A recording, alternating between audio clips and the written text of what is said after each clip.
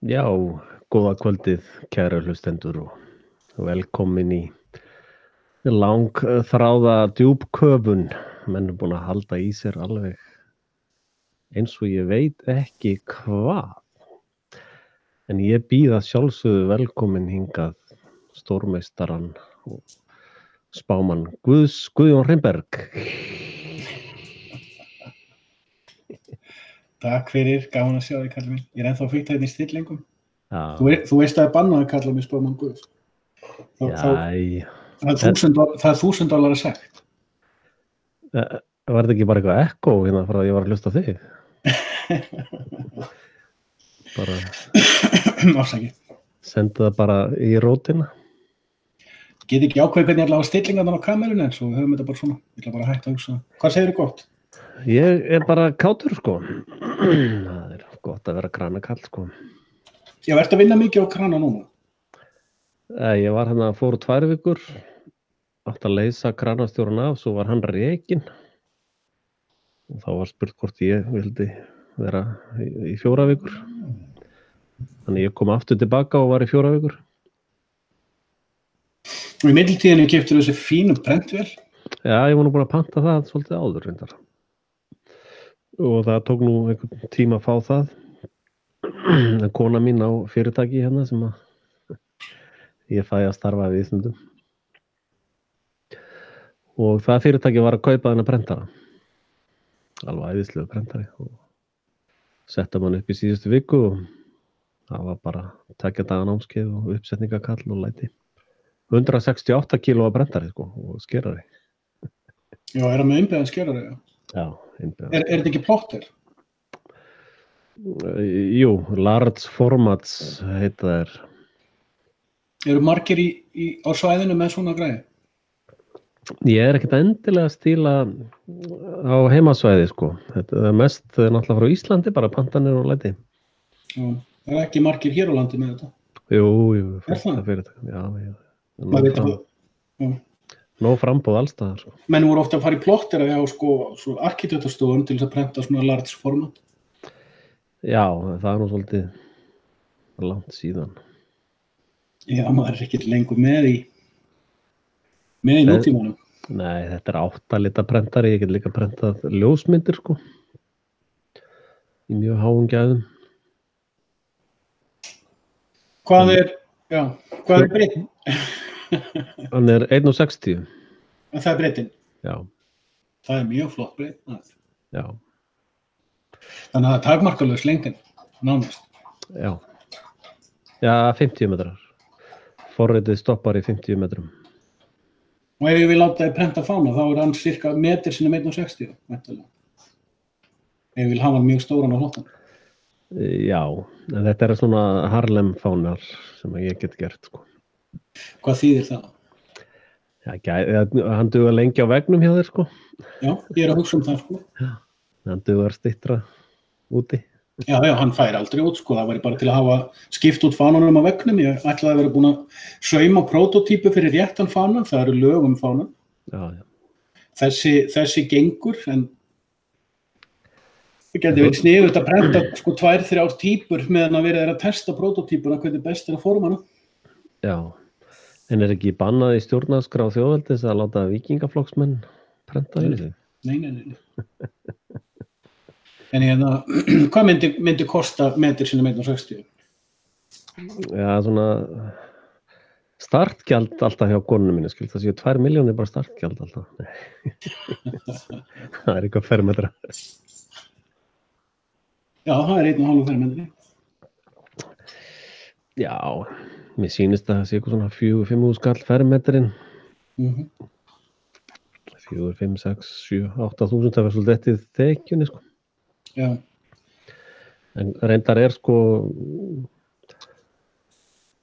blekið er svona kannski 1% af efnisverðinu, sko. 1-2%. Þannig að það kostar hvað, 1000 kall að og ég að draga fram reiknivélina, maður. Hvað er þetta? Nei, ég er bara að spá í vegna þess að það getur vel verið. Ég með það, ef það kostar Mér finnst líka allt í lagi að byrja djúpköfun á því að auglýsa þessa þjónustu. Já, merkilegt. Það verður nafnið á prenthlutanum. Sigs þetta tölvuhlutadæmi sem að sonur minn með mér. Hvað segirðu, Sigs? ZIX, það er bara partí. Já, svo komið hitapressan þetta, ég var nú ekki búinn að setja mynd af því. Það er gaman að þessu, gaman að við hafa eitthvað að gera. Hvað gerir með hitapressu? Setja á föt. Þannig að þú getur farið að gera bóli. Já. Er það kannski planið? Það var eiginlega upphaflega planið að kaupa bara eitthvað einfalt til þess að gera bóli. Svo fórum við þarna á sýningu í Stokkhólmi, ég og sonur minn. Og vorum að skoða einhverja græjur svona fyrir 50-60.000 sænskar. Það var svona einhverjir A3 prentarar og Oki lausnir einhverjar og eitthvað svona litlar lausnir sko. Og svo þegar við komum inn á síðuna bara duttum við svona stóran prentara sem var í gangi bara. Og ég hafði nú reyndar sett að svona nótaringu að heimsækja þann bá sko. Svo voru þeir með sérstakt tilboð á sýninguna á þessum prenturum. Við fengum rosalega góðan afslátt og hann kostaði svona, prentarinn sjálfur kostaði cirka tvöfalt miðað við ódýrulausnina sko. Svo keyptum við svona blek og það er 8 litir í henni. Við keyptum svona blek og einhverja uppsetningaþjónustu og eitthvað við þessin. Og nú eru bara fyrstu verkefnin farin að streyma inn. Og bara gaman að þessu. Svo er markmið að ég geti bara verið í fullri vinnu hjá konunni. Og og hún vinnur þá með og að ég geti verið heima sko. Það er eiginlega markmiðið. Og það er mjög ódýrt að senda og mjög þægilegt að senda í pósti hérna, þannig að koma bara svona rúllur eða pakkar þeir sem vilja versla við merkilegt.is. Ef þú ert að gera eitthvað merkilegt, þá er laust sko. Það getur vel verið að fá þig til að prenta 2 til 4 pröfuútgáfur á fána fljótlega. Já, einmitt. Þá hóa ég bara í því og fæ tilboð í það. Já. Ertu þá ekki með þetta þannig? Er þetta leggja inn hjá þér hérna heima? Jú. Eða bara senda mér ríkisskuldabréf hjá þjóðveldinu. Nei, við pöntum ekkert nema geta borgað fyrir það. Já. Líka ef við feðgarnir fengum að handrukka, það geti verið nú. Við getum dregið það frá sektinni. Hvað er sekt? Já. Já, það er búmerang, það fer alltaf beint í hausinn á þér. Þetta er bara bergmál af því sem þú sagðir. Sko. Þú getur farið með þetta fyrir Víkingadóm, sé hvað þú farið út úr því. Já, ok. Er hann hlutlaus? Algjörlega, þessu allir aðri dómstólar. Já, alveg fullkomlega. Þetta veistu, sko. En til hamingju með þessa græði, mér líst vel á. Ég hrifinn svona óperasjón. Já. Þetta var gaman. Ég reyndar orðið svo gamall, þurftum að reikna svolítið síðast þess að fá síðasta aldursniðurstöðu. Ég man þetta aldrei hvað ég gamall. Þetta er árið 63. Já. En samt það er ártalið sem að skjalavaldi gaf mér, lífveldið. Ég er hins vegar sægót dagurinn minn er 17. júní 62. Það er miklu heilari dagur fyrir mér. En það halda Íslendinga mikið upp á þann dag, held ég.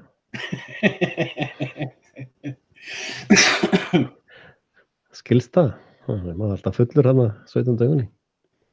Þegar Íslendingar vita, lífveldis fólk veit ekkert hvaða dagur þetta er. Samkvæmt viðtölum sem ég sé. Svo þú getur alveg sagt fullist þetta, fullum þetta. Nú er bara búið að banna mig held ég á Farmageddon. Nú?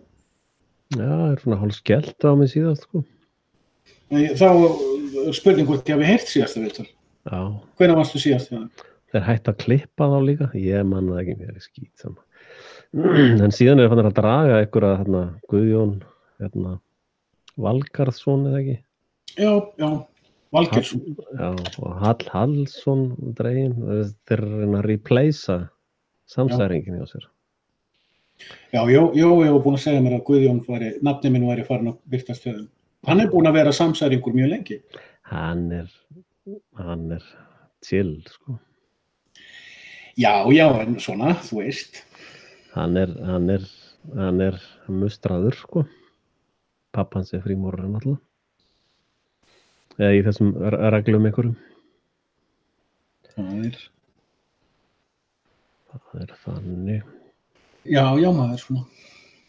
Maður veit svona svolítið hvernig landið liggur. Já.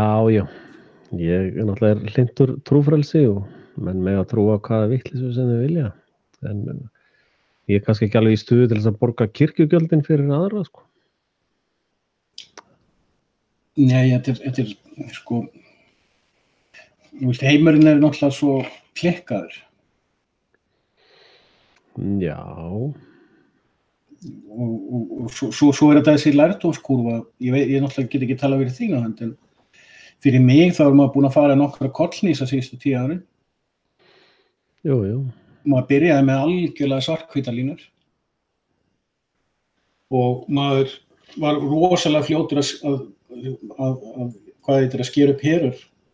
Hvað skipti sem að einhver fór út af einhverju línu sem að maður var með í kollinum á sig. Og vissan hátt gerir maður það ennþá. Það sést hann í kápu fyrir aftan mig. Það er góður leið. Hún er verið 14 ára eftir mannin, ef Guð lofar. Já. Alveg snillingur sem spúrhandur. Já. Já, ég er ekki sáttur við súmið. Ef ég súma inn, þá súmar hún of mikið, sko. Þetta er ágætt. Ok, þá erum við þetta súma. En þá sést ekki fáninn. Þetta er líka ágætt, sko. Viljum hafa fánan, sko. Nei, ég vil ekki vera svona rosalegt súm. Ja. Við getum líka verið útvarpsþáttur bara næstu því. Nei, ég er bara best að segja áhorfendum að ég er búin að skipta control system á tölvunni. Og ég fekk ekki rétt software, þá er ég þarf að venjast stillingum fyrir myndavélina, þetta er sama myndavél.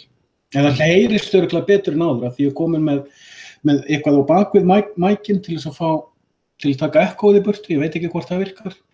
Og ég er núna á netsnúri, ég er ekki á Wi-Fi, þannig að það ætti ekki að vera voice lag. Já, en þú ert með ekko undir borðinu? Já, við lögum það 2020. Svo ertu með ekko fyrir aftan þig. Þess vegna setti ég þetta teppi, IKEA teppi fyrir aftan mig. Já. Og ég er með svona cozy teppi hérna á borðinu. Þykkt svona cozy teppi, sko. Og svo er ég með svona ódýr IKEA teppi á öllum borðum hérna. Þú heyrir, það er ekkert. Já. Pröfa þú að gera það. Já, heyrir það bara. Þetta er ekkoð sem ég var að tala, sko. Já, ég veit það. Þá maður Guðs ekkoð, þannig það. Það liggur hjá þér. Já, en ég er hérna að hvíla sig, sko.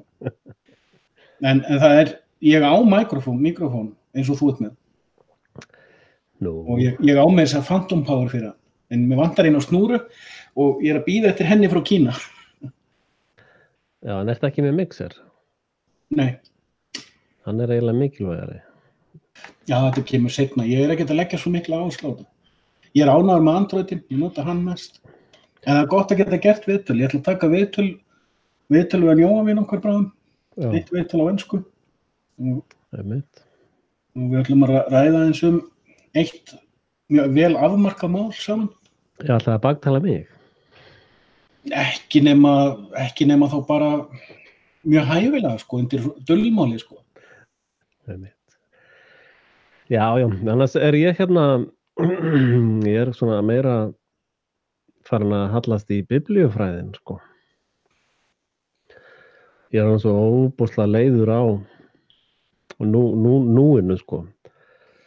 Og hérna, ég var einhvern veginn búin að búa til alveg heila dæmisögu næst þegar farmageturnar myndu nú að prumpa í áttina að mér. Það var það er alltaf verið að spurja mann sko, hver eru þeir? Hvað er það meinað að tala þeir? Og hvað hver er alltaf að gagnrýna og hvað er í gangi, skilur? Og sko þetta 666, þú veist, að vera sexy og allt þetta sex drive, sko. Og fræðin á bak við 6, sko, þess að 7 er fullkomin og 6 er næsti fullkomin, þess að maðurinn, hið mennska, hið líkamlega, sexy og allt þetta rusl, sko. 7 hann er, sko, þegar þú blandar saman hinu líkamlega og andlega, sko. Og sneiðir með kænsku fram hjá sálarblekkingunni, sko. Að þá sé ég fyrir mér svona mynd eins og á lífsins braut númer 666. Það er svona turn, sko, eða svona fjölbýlishús upp á 33 hæðir, skilurðu. Og þar eru allir vitleysingarnar ríðandi hver öðrum á stigaganginum að reyna að komast upp á toppinn, sko. Og alltaf að blóta þessum 7, sko. Sem er ekki eins og með hús, veist, sjá, það er ekki eins og með hús, það er bara svona einhver garður, einhver svona etingarður, veist, bara eitthvað hallarislegt, sko. Og sama tíma er þetta 6-6 lið alltaf sexíið í hjókuröðru og endar svo bara hann á 33. hæðinni sem að er í raun turnin sem er byggður á sandi en ekki kletti, sko. Og það er það sem er alltaf að gerast reglulega og eins og við höfum talað að allar þessar biblíusögur, Mósesögurnar og Jesússögurnar og svo Jóhannes þarna á Patmos og allar þessar sögur og allar þessar pælingar eru sem sagt þegar turnin er reistur á sandurum, númer 666 og allir vitleysingarnir eru að hlaupa upp þarna á efstu hæð og svo reglulega bara hrynur allt draslið, sko. Og þeir sem eru sem sagt andlegir, þeir reyna að hafa lóðina númer 777 helst þannig að helvitis turnin detti frá þeim, sko, á 555 eða eitthvað. Og þetta var svo mikil opinberun fyrir mér einhvern veginn, sko, að ég hef þann bara meiri áhuga á garðræktinni þarna í Edengarðinum, sko, eða í lundabyggðinni minni. Og áhugi minn á alifuglunum þarna sem búa í 666 á lífsins braut. Áhugi minn á þeim hefur minnkað mjög mikið, sko. Og ég hef engan áhuga á því að hlaupa upp stigana, upp eða niður stigana þarna í 666, sko. Sé engan tilgang í því, sko. Já, ég tek heilsugan undir hvert orð. Já, takk. Algjörlega. Og ég gerði nú vídeó á ensku, var það í gær? Gær og fyrradag, var ekki? Já, ég gerði náttúrulega nýlega vídeó í minningu þvottavélarinnar. Já, ég sá það reyndar ekki. En jú, ég náttúrulega, já, það er að ég er hættur að pæla svo mikið í hvort ég er að gera vídeó eða ekki. Þetta kemur bara, já, heyrðu, ég ætla að gera vídeó nú. Ég hef ekki gert vídeó einhverja dag. Já. En að því að nefni biblíuna, sko, í gærkvöldi hugsaði ég, á ég ekki að gera það bara núna. En það er búið að vera að safnast upp hjá mér, sko, alveg í viku, 2 kaflar í biblíunni sem ég ætla að lesa bara beint í vídeó. 1 kafli úr Jósúa núnsinni og 1 kafli frá Jeremíasi. Og að því ég er að færast inn á mjög svipaða línu, segja það er heimspekin, það er biblíuspekin, trúfræðin, mystíkin, viska aldana. Þessi fyrirsagnafræði í þessum 666 turni svo þú lýsir honum skiptir minna og minna máli með hverjum mánuðinum sem líður. Já, einmitt. Og maður færist betur og betur nær. Ég fekk nú að mæta í viðtöl og sögu í vikunni. Já. Það var svolítið merkilegt, fylgjast með því. Og það var gott viðtal og meðan ég var í viðtalinu var stólið þurrkvarmi af gamla bílnum mínum. Já, hvaða tákn voru það? Annað auga Óðins. Já. Og Og hvoru megin tóku þeir? Hægra megin? Já. Já. Og Akkur tóku þeir ekki þín megin? Þú situr vinstra megin, vantarlega ekki. ég veit það ekki. En ég fekk þarna tækifæri aðeins til að reifa grunn af því sem að mér finnst skipta mjög miklu máli og undanfarið, og verið að fjalla mikið undanfarið svona 2 ár, kannski 3 ár. Að skilja þær hugmyndir sem að þú leggur til grundvallar þinni heimsmynd. Já, einmitt. Og heimsmynd ekki það sama á lífsskoðun.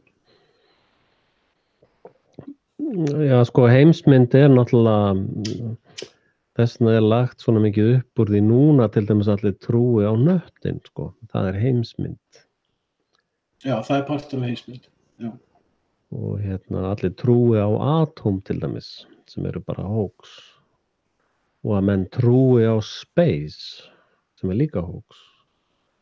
Og að menn trúi á DNA, sem líka hoax. Að sko,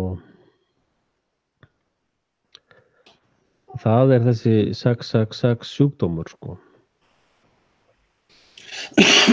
Það kemur aftur inn á heimsmynd vegna þess að, já ok, þarna nefnir nokkur dæmi sem eru partur af heimsmynd. Já.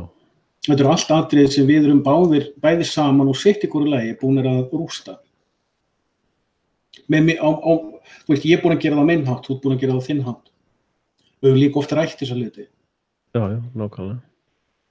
Og það eitt af því sem svona, við höfum komið inn á áður, að það svona margt svolítið sérstætt með sko, hvernig þessi sitthvora rás hérna upp á Íslandi, eða sænska Íslandi, hefur verið að fléttast. En ok, við höfum náttúrulega oft talað um þetta og þeir sem að fylgjast reglulega með djúpkvæðunum þekkja þetta vel. En þegar kemur að þessum punktum sem að raðast saman í heimsmynd, við erum búin að finna út og greina helgið réttilega að heimsmynd humanismans og að hún sé one-dimensional. Ég er búin að vera að leggja mikla vinnu í þetta til dæmis í vetur. Já. Hinn almenni fugl í fuglabúinu, á fuglabúndanum, veit ekki að hann býr í one-dimensional heimsmynd. Hann trúir því að eitthvað sem hann kallar vísindi og trúir á sé búið að afgreiða alla mystík, afgreiða aðrar heimsmyndir og negla niður eitthvað fyrirbæri sem heitir veruleiki. Og á sama skapi þekkir þessi sami fugl, þekkir ekki hugtökin sem eru notuð til þess að, sem stöpplar undir þessa heimsmynd. Og þetta svona hluti sem ég var aðeins að reifa með Markúsi síðast og skildi eftir hluti sem maður mætti ræða betur síðar. Það var mjög gott viðtal, þú ert svo dannaður. Ég skil ekkert svona danniseringar. Ég líti á þetta þannig að þegar ég er með mín vídeó, þegar ég er að gera vídeón mín, þá má ég segja hvað sem ég skilist. Já. Þegar ég er gestkomandi á þinnirás eða gestkomandi við mikrofónin hjá útvarpssögu, að þá setja mig í þann gír, ég er gestur hér í þessu húsi. Það er þá takmörk fyrir því hvað ég get leyft mér. En ein frétt sem að hún hlustandi sem sett inn skilaboð. Notre Dame, Dómkirkjan brennur núna. Nú, ég hef ekki séð það. Nei. Það er fyrirsagnarfræði. Nei, það er bara mynd af eldi, sko, hún bara brunnin niður úr þakinu, sko. Ok. Ég var búin að spámastu fölskum fána, sko. Já. Þetta sko, þú manst að það var hvað í gær eða fyrradag var bandarísk sprengja frá seinni heimsstyrjöldinni sprengd í Frankfurt. Ég hef ekki til að fylgjast með fréttum. Nei, en þetta sko, þetta er ritual, sko. Já, þetta er augljóst ritual. Já. Og þetta tvennt, líka þessar sprengjur sem alltaf, sem þið funduð þarna í Frankfurt. Og þarna þess að búin að gera gjörning í Þýskalandi og núna Frakklandi. Akkurat. Svolítið merkilegt. Já, ég er bara að skjóta þessin. Já, þetta er góða punktur. Eldur í Notre Dame tákn. Það er enginn vafa á því að þetta er tákn. Þetta verður ekkert með einhvern íslamista eða hægri terrorism að gera. Þetta er algjörlega meiklara tákn. Já, þetta er náttúrulega bara, þú veist, djúpköfun aftur. Já, brennið helvítis kirkjuna. Já, ok. En mér finnst alveg þetta áhugavert vegna þess að sko þegar ég kem aftur að sko eins og það er bara stutt síðan ég áttaði mig á því að og ég aðeins verið að minnast á undanfarið en á eftir að fara eins dýpra ofan í eftir því sem ég læri meira að skolastisismi er svona heimspekileg útfærsla á heimsmynd þess að ég nefndi kristjanisma, ekki kristni eða þú veist, ég veit að þú þekkir þetta málfar hjá mér. Að sko þegar ég var svolítið sleginn í vetur. Ég var eitthvað að hugsa uppátt og ég var með vídeóvélina í gangi, ég gerði vídeó þessu og var að hugsa ertu 5-dimensional eða ertu 1-dimensional. Og þegar ég segi 5-dimensional þá er ég ekkert endilega að segja að það sé einhver sannleikur. Það er bara einhver symbolismi til þess að skilja sjálfan mig. Hvar, mín heimsmynd þýðir í rauninni ég stend einhver staðar á einhverju sjónarhól. Ég sé heiminn, ég sé það sem þá hluti, ég sé fólk, ég sé hugmyndir og ég sé sko munurinn á lífsskoðun og heimsmynd er að ég er partur af heimsmyndinni. Hjá lífsskoðunarfuglarnir líta svo á að þeir séu bara stök, þeir eru atóm með heilagar skoðanir. Og mér finnst á vissan hátt tákgrænt að núna er fólki sko, nú er haldið að fólki að tileinka sjálfu sér ákveðna lífsskoðanir og það megi hafa alla sína skoðanir og það eigi að hugsa út fyrir ramman en ekki voga þeir að fara út fyrir rétta ramman. Ekki voga þeir að fara út í einhver hatursfullar skoðanir og þá er einhver elita sem ákveður hvað er hatursfull skoðan en ekki og þetta fer allt í rugl. Og svo týnist fólk inn í þessu, það finnur að þetta er rugl í þessu en það finnur ekki leiðina út. Svo koma svona gaurar eins og við sem að erum lærðir af öðrum fræðum sem að höfum farið í gegnum það að skipta heimsmynd, höfum farið í gegnum það að þróa okkur eigin heimsmynd að við þekkjum leiðina út og fólk sér okkur labba þessa leið út en það hefur verið skítrætt og svo áttar maður sig allt inn á því svo ég vetur að fuglagerið býr í svona one-dimensional hugarheimi. Svo rekst ég bara á það viku síðar að annar af aðal hugmyndafræðingum Frankfurt-skólans var búinn að útfæra þessa merkingu fyrir 50-60 árum. Og þetta er fræðigrein. Hvernig á að hlúa að fuglagerinu svo að það haldi sig inn í one-dimensional hugarheimi. Og hvernig á svo að splundra því öllu upp í atóm og ná síðan svona reglugerðar valdi yfir því og hvað þetta heitir. Þú veist, núna ertu í til dæmis fuglagerið, hvað heitir þetta á ensku þar sem þú ferð í svona pólitík þar sem að þú ert Gilad Atsmon hefur talað mjög mikið þetta. As a this, as a the other, as a transgender, as a Jew, as a left-wing, as a Marxist, as a sem þetta, setja fólk í einhverja svona classification hópa. Og þetta er eitthvað sem Marx var að tala um 1870, þeir sem að laga sig að þessu vita það ekki. Það fer allt í rugl. Síðan erum við búin að eyða hérna 5, 6, 7 einhverjum árum í að tala um þessa hluti, varða einhverja leið út úr þessari vitleysu. Og hvar endum við? Við endum á því að einhverjir gaurar sem voru að tala fyrir 500 árum, eða 1000 árum, eða 3000 árum, þeir voru með þetta. Þeir voru kannski ekki með þetta sem einhverja sannleika heldur, þeir sáu þetta líka. Já, ég held reyndar sko, ég held að munurinn er sko í þessum turni sem er í lífsins vegi 666 skiptir einhverju máli úr hverju tröppurnar eru smíðar eða hvaða málverk eru þarna á eða hvort að gluggarnir séu hérna gullna sniðið eða ekki. Það breytir hann engu ef að turninn er byggður á sandi, sko. Og það er það sem að, sko, það sem ég held að við höfum gert, og þú með þínar greiningar og ég með mínar greiningar, svolítið, og svo eitthvað bland þar í poka, að sko til dæmis bara þetta með að sjá Rauðahafið sem mannhaf, sko. Og sko við höfum komið með algjörlega uník greiningar á sögum biblíunnar. Og þegar við komum með þessa greiningar fram í þessum djúpköpunarfaktum og unnum síðan út sjálfur, sko, okkar eigin dæmi þar úr, þá breyttist svo rosalega mikið í orðræðinni hjá okkur. Og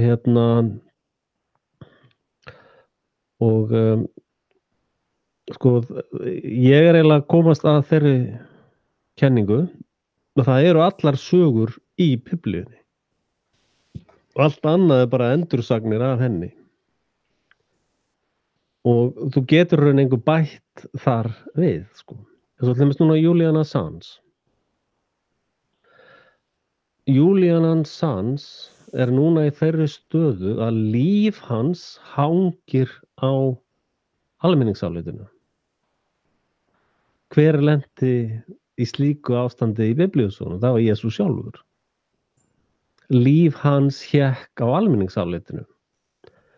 Og almenningur sagði, sleppiði morðingjanum. Eða alvöru glæpamann. Sleppiði honum, sko. Sleppiði Clinton og sleppiði Podesta og sleppiði öllu þessu liði, sko. En krossfestiði helvitis Assange, sko. Þannig að meira segja þessi saga, meira segja þessi biblíusaga er að endurtaka sig núna í mynd Julian Assange. Og þá kemur maður að þessari spurningu alltaf. Er þetta alltaf sviðsett? Er Julian Assange búinn til sem karakter í þessu leikriti? Er hann búinn að vera á ströndinni með öllum hinum gaurunum sem ég minnst á? Og svo er hann bara að shippa hann inn á þegar eitthvað gerist, sko. Og var Jesús líka leikari? Og shippaði inn bara þegar þurfti á honum að halda, sko. Ég kom nú nýlega fram með þá kenningu og þóttist á rökstuddana þvert gegn mín eigin ósk. Já. Að hann hefði bara verið tilbúningur í Maríu og Júdasi. Ég veit það ekki. Þú mistað þeirri greiningu. Og ég var bara svona velta við ykkur steinum og pæli hvað var undir þeir. Og eins og venjulega finnum maður maðka. Ég held ég hafi ekki mistað einu vídeo hjá þér, þannig að þá hefur verið með það bara einhver engarás. Já, ég setti þetta fram einhvers staðar núna nýlega og mjög líklega á ensku frekar en íslensku. Ég hef reynda búin að tala þess meira á íslensku undir það. Já, þetta er það algjört aukaatriði per se, sko. Já. Þú veist, þetta fyrir mér er þetta eins og, sko, þú veist, það að byggja hús á sandi er heimska, sko. Já. Og því hærra sem þú byggjar það, því meiri heimska er það, sko. Og þá kom alltaf mótrökin. Já, en stigarnir eru mjög flottir. Þeir eru allir með gullhandriðum, sko. Já, þetta er aftur það sem Pýþagóras sagt er að Pýþagóras hafi unnið með að ekki stíga á baunirnar. Og ég túlkaði þetta svolítið þannig, ég var aðeins að minnast á þetta nýlega, en ég túlkaði þetta, ég fór ekki nánar út í það, en ég túlkaði þannig ekki vera, sko, ef þú ert heimspekingur sem ert að reyna að leita að einhverjum raunverulegum sannindum, sko, sem standast áreynslu. Eins og til þess að við erum báðir sammála því, var Jesú til, var hann ekki til, það skiptir í rauninni ekki máli. Var það sem hann sagði, voru það einhver sannindi sem standast áreynslu? Og þegar þú ert komin inn í þannig metafísik, sko, þá getur þú sem heimspekingur svolítið glatað sjálfum þér ef þú ferð að taka ómikinn þátt í rifrildinu baunirnar. Var glugginn úr svona hlutföllum, var glugginn úr svona efni eða eitthvað slíkt, eins og réttilega bendir á. Ef turninn er byggður á sandi, þá mun hann ekki standast flóð. Nei, hann mun... Og flóð er ekki vatnsflóð. í þessu tilfelli. Ekki Ja, endilega. það er að tala um vinda, sko. Ég held að við tala um vind. Vind og regn, sko. En það er skiptir ekki máli, sko. En ég er þetta svolítið, sko, þegar þú talar um raunveruleikann. Og ég er nú gaurinn sem búinn að lýsa yfir að nánast allt sé hóks. Já, ég veit ekki hvað raunveruleiki er. Já, sko, fyrir mér þá er raunveruleikinn Edengarðurinn. Raunveruleikinn er líf lundans. Það er raunveruleikinn. Á meðan að þú farið eitthvað að éta sem hefur næringu og er ekki eitur. Á meðan að þarmagreddið dettur rétt niður þarna. Ef að þarmaflóran virkar rétt og þetta er allt svona í góðu lagi. Og þú lifir bara í Eden. Þú ert ekkert að rækta neinn dýr eða þú ert ekkert í neinu vesenni, þú ert bara eins og lundin, þú bara tekur eitt svona sving niður í hafið, þú ert svangur, sko. Eða veist, kasta bara út og borðar á staðnum, sko. Að það er hinn einfaldi raunveruleiki. Og allt annað er bara hávaðin í 666 turninum, sko. Og ef þú ert inn í þeim pælingum, sko, og ég held nefnilega heimspekin og guðfræðin og þú veist, Jesú og allt þetta, þú veist, Marx og hvað þetta heitir allt saman, Móse og all þessi sería er bara bergmál í helvítis kofanum og 666, sko. Og sko það er mikið betra bara að, veist, að horfa á stjörnuna bara á kvöldin, sko. Já. Eða þessa ljós, þessi þaraljós sem eru í hinum efri höfum. Reyna að teygja sig í tungli til dæmis. Það er mjög stutt í það og getur næstu teygt í það, sko. Og bara pondera hvernig gekk mér að skýta í dag. Hvernig gekk það? Var það svona? Sem er mjög góðugt hugsunarefni. Já, það er enginn að hugsa þetta í dag til dæmis. Menn bara bakka inn á eitthvað bás og svo bara farnir, sko. Það er ekki einu sinni tíma til að skýta, sko. Og sko, þú veist að ríki Satans er alltaf hvolfi, sko. Það er alltaf einhvern veginn verið að reyna að finna raunveruleikann og hamingjuna og lífið með meira, sko. En það er í minna, sko. Já, þú ert á vissan átt að lýsa, sko, munin og skurðgoðadýrkun og ekki skurðgoðadýrkun. Já, sem er plaggat í 666. Já, sko, ég nefnir að nota kannski mitt mál, það er auðvitað til að, þú veist, að, sko, þú getur ekki gert mynd af Guð, þú getur ekki gert mynd af veruleikanum, þú getur ekki skilgreint Guð, þú getur ekki skilgreint veruleikan. Því betur sem að þú grundvallar sjálfan þig í veruleikanum, þeim mun erfiðar áttu með að útskýra hvað hann er. En þeir sem eru endalaust að eltast við hinnar útskortnu myndir, þeir eru endalaust að rífast baunirnar sem að búa til þeirra skurðgoð eða þeirra eftirlíkingu af einhverju hugmynd sem þeir kalla veruleika. Og síðan nota þeir það til þess að stjórna fólki. Það var einhver gamall brandari sem var með einhverju svona barnabrandari þegar ég var barn, þess að prumpaðu og málaða grænt, sko. Já. Getur þú það? Getur þú prumpað og málaða grænt til þess? Já. Ég get ekki sýnt þér það. Það er ég að trúa þig þá. Já, þú verður að trúa þig. Einmitt. Talandi aðeins, ég má aðeins koma inn á Julian Assange. Já. Bara, sko, ég var aðeins að hlusta á Ron Paul í dag. Já, hann er með þetta á hreinu. Hann er mikill snillingur og mikill öðlingsmaður. Og ég áttaði mig á því að ég hafði ekki hlusta á Ron Paul í 2-3 vikur.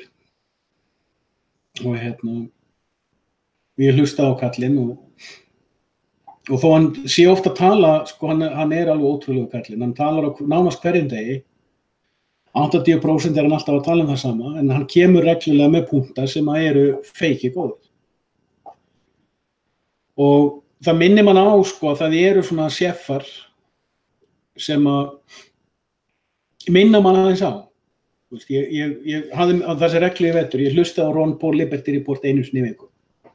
Það var mín kirkjustund, það var ég að fara í kirkju, sko. Það var að hlusta á góða læknin. Til að setja, sko, til að stilla áttavitan hjá mér. Og það sé á við að það eru svona kallar sem að eru bara búin að setja sig í þennan gír. Þetta það sem ég að gera, og ég að gera það, og ég að gera það, og ég að gera það, og ég að gera það. Og þeir sem að nota það til að stilla kompásinn sinn, þeir njóta góðs af ef það eitthvað sem þeim hentar. Það svona hóaði ég nú í því í dag og sagði við þurfum að fara að hafa djúpköfun, við erum búin að búa til ákveði fyrirbæri. Það til fólk sem vill þennan áttavita og við þurfum hann líka sjálfur, við erum búin að taka langa pásu núna og einmitt þarna þegar þú fórst í 2 vikna ferðina til Noregs þá vorum við búin að undirbúa enska djúpköfun minn megin. En ég hef búin að vera sjálfur svona, má segja frá áramótum svona bara í mínu eigin bíói svolítið og verið svona í Jeb Bush momenti. Svona low energy momenti með svona ýmislegt, en það bara þannig, lífið þannig, en við höfum gott af því reglulega að taka púlsinn á þessum hælingum sem að koma upp. En ég ætlaði að minnast á Julian Assange dæmið. Þú veist alveg mína skoðun, ég trúi því að hann sé MI56 skoður. Ég get ekkert sanna það og það kannski langlokað að reyna að útskýra hversuna, þú veist, ég hef oft komið inn á þetta. Ég held líka að Kim.com sé partur af sömu deild. Kim.com mjög lítt þekktur hér á Íslandi, en hann mjög vel þekktur hjá mjög stórum hópi erlendis. Og hann mjög aktífur sjálfur að láta í sig heyra og bandarísk stjórnvöld hafa verið lengi á eftir honum. Og það ekki margir sem átta sig á því hvað það furðulegt að bandaríska ríkið sé á eftir einhverjum gaur út af því að Hollywood reitt út í hann. Það ekki út af einhverjum ríkismálum, eins og með Julian Assange eða Snowden, Edward Snowden. Mm-hmm. En ok, MI56 skoður eða ekki, skiptir kannski ekki öllu máli.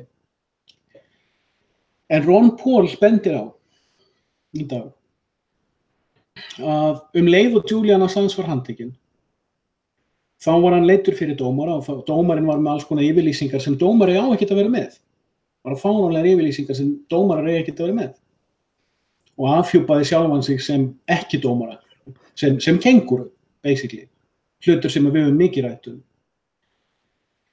En svo kemur hann inn á, og segir hann Daniel McAdams, félagi Ron Paul, bendir á að leið og þetta var komið fram þá var bara lokað á hver ákæran og á grundvelli og hver textin í ákærunni frá Bandaríkjunum þar sem krafist framsals og Julian Assange til Bandaríkjunum. Og þá bendaði líka á það að Chelsea Manning, sem hét einu sinni Bradley Manning, líka búin að vera í fangelsi núna í nokkra vikur vegna þess að, og hún í svolítið óvenjulegu fangelsi, hún í varðhaldi. Hún einangrun, sko. Já, hún í varðhaldi sem fólk reglulega sett í og þetta var gerð bíómynd til dæmis frægt varðhald fyrir 10 árum eða ekki 10 árum, 2003-2004, já, 15 árum, þegar verið var að ráðast á Írak í síðara skiptið. Og þá var blaðamaður sem var með einhverjar upplýsingar sem tengdist henni Palmer, fyrrverandi starfsmann CIA sem var gerð á svona skotmarki og var sett svo í bíómynd sem heitir Fair Game. Þetta var svolítið umtalsefni á sínum tíma, hún var starfsmaður CIA, hún var gift manni sem var fyrrverandi ambassador og þau voru gerð á svona skotspón og blóraböggli einhverja Pentagon-vitleysu, Washington-vitleysu. Og Pentagon svona svolítið rústaði þeirra mannorði en þau fengu svo uppreisn aðru með því að skrifa bók og gera sjálfan sig svolítið fræg og bíómynd var gerð en það fór svona minna fyrir því og ég man ekki nafnið á bíómyndinni en það var bíómynd gerð blaðakonu sem skrifaði þá fyrir New York Times og bandaríska alríkisstjórnin krafðist þess að hún gæfi upp heimildamann fyrir einhverju sem hún skrifaði í tengslum við þetta mál. Og hún neitaði að gefa upp heimildamann og á þeim grundvelli var hún sett í varðhald og einangrun. Svipaði eins og þetta íranska fréttakonan var þarna fyrir vetur, núna eitthvað febrúar, var í ykkur 10 daga bara hvarf í eitthvað varðhald. Að þeir, það er, sko, þetta einangrunna varðhald sem þeir nota er algjör viðbjóður og við vorum aldrei upp við það að svoleiðis gerðist bara hjá KGB og Gestapo. En Chelsea Manning er sem sagt í svona varðhaldi núna, hún í varðhaldi núna fyrir það og hún neitar að gefa upp einhverja heimildir eða einhverja svoleiðis varðandi einhverja svona fyrirspurnar dæmi sem í gangi í Bandaríkjunum. Já, hún neitar að ljúga upp á Assange, sko, segja þær. Það sem þeir benda á, þetta kannski svolítið flókinn bakgrunnur en það sem þeir benda á að það sem í gangi núna með bæði Chelsea Manning og Julian Assange að hvort sem það verður réttað yfir þeim eða ekki, hvort sem þeir fara í fangelsi eða ekki, drepnir eða ekki, að það verður gert fyrir luktum tjöldum. Og þá kem ég aftur að þessari skemmtilegu kenningu Axels Péturs Axelssonar leikendur á sviði. Já. Og sömuleiðis mína kenningu það að sumt af þessu fólki sé í rauninni alveg sem með Wikipedia er ekki alvöru uppljóstrunar dæmi. Wikileaks mennur það? Já, Wikileaks. Það er margbúið að sýna fram á það. Og hvort sem að Krypton.org sé raunverulega uppljóstrunar síða en ekki, veit ég ekki. En ég veit hins vegar að ef maður vill fylgjast með uppljóstrunum þá fær maður meira að vita það og það er aðgengilega. Og hefur reynst mjög áreiðanlegt í gegnum árið. Hins vegar, sko, ef ég horfi á fuglagerið, hérna 90% af fólki, gáfnaljósin horfa bara á kastljós. Síðan koma 10% og 90% af þeim horfa á Wikileaks. Og eftir situr svona furðulegar uglur eins og við, sitjum á einhverjum kvisti og horfum á mýsnar leika sér og veltum fyrir okkur hvort það sé rétt að veiða þeir eða ekki. Og það eru svona nokkrar uglur í viðbót sem að fylgjast með því þar sem við erum að leika okkur á mýslunum, sko, sem allar að horfa á kastljós. 80% eru Golem og 16% eru Ghoul og 3% eru Gargoyle. Þetta vita allir. Þetta er starffræði sem ekki hægt að hagga. No comment. Ég er ekki viss að allir hlustendur hafi fattað dæmið, sko. En þetta er alveg rétt hjá þér, sko. Að þetta er náttúrulega það sem við erum svo þreyttir á, eða ekki þreyttir. Viska okkar hefur leitt til þess að við nennum ekki lengur að við uppveðrumst ekkert tilfinninglega við það að koma út skýrsla að það hafi ekki verið 32 tröppur á 5. hæðinni heldur 33 tröppur, sko. Við bara, já, og hvað? Og við kippum okkur ekkert upp við það að málverk eftir einhvern plebba hafi verið flutt af 14. hæðinni niður á 3. hæð, sko. Maður bara, já, og hvað? Skilur við. Það skiptir engu máli hvernig húsið á lóðinni númer 666 er innréttað inn. Það skiptir engu máli. Og þetta er það sem að meira segja enginn er að ræða þrátt fyrir marg ítrekkaða tilraunir mínar til að fá menn til að ræða það og skoða hlutana í því samhengi. Það er pappírinn Heavenly Father account, sko. Það er bara enginn að tala út frá því samhengi að þetta er allt blekking og lygi. Það er enginn, ég get alveg bara skrifað HFA 6217 0,6 sko. Það bara, ég var bara með ótakmarka að öllum gjaldmiðlum heimsins inni sko. Og það var þetta sem Jesú var að segja sko. Hann var að segja þú þarft ekkert að fara í IMF til þess að opna hlaupareikningi á hinum himneska faðir. Þú getur bara opnað það beint sjálfur. Það var það sem hann var að segja. Og ég hef deilt þessum linkum, ég hef talað þetta aftur og aftur og aftur og ég veit engan sem hefur gripið þetta upp og haldið áfram að tala þetta eða ekki einu sinni þetta sko. Bara Byrju að segja það að allt þetta kerfi, allt peningakerfið að IMF og allt þetta drasl byggja á kreditreikningi á hinum himneska föður. Þetta ekki að grínast í mér. Nei, það eru pappírarnir. Svona þykkur samningur þetta með Sameinuðu þjóðanna og ráð hinna 300 og Bilderberg og allir bara skrifa undir eigin nafni forseti Íslands og við fullt af Íslendingum manna, fjármálaráðherra og hvað heita allir þessi fávitar sko.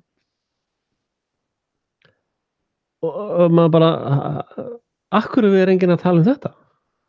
Akkur ekki? Enginn, bara 0.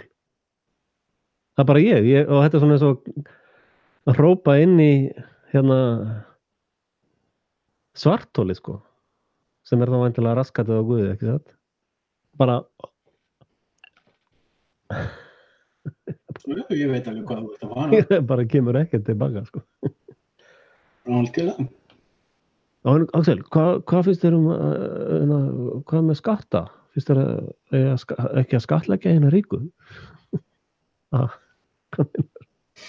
Ég komin enda með setningu sem að fólk getur gripið.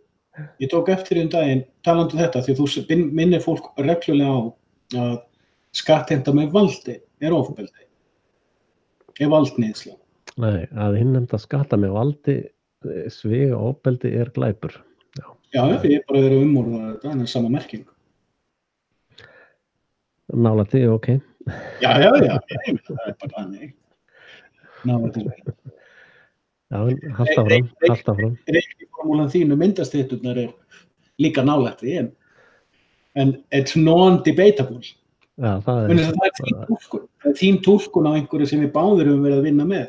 Nei, það hinn eina rétta heimsmynd, ever. Já, og við vitum náttúrulega að ég hef alltaf rétt fyrir mér, en þegar að þú ert ósammála þá miskildur mig.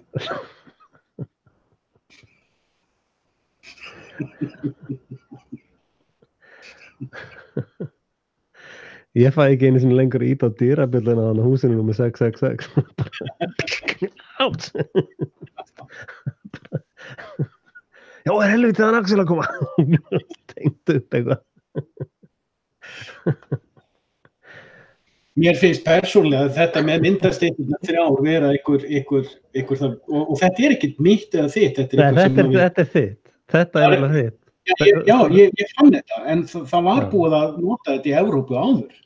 Nei. Þetta margra alltaf gamalt. Þetta er þitt. Ég kom með, ég var með Monster úr Black Law Dictionary í pípunni sko.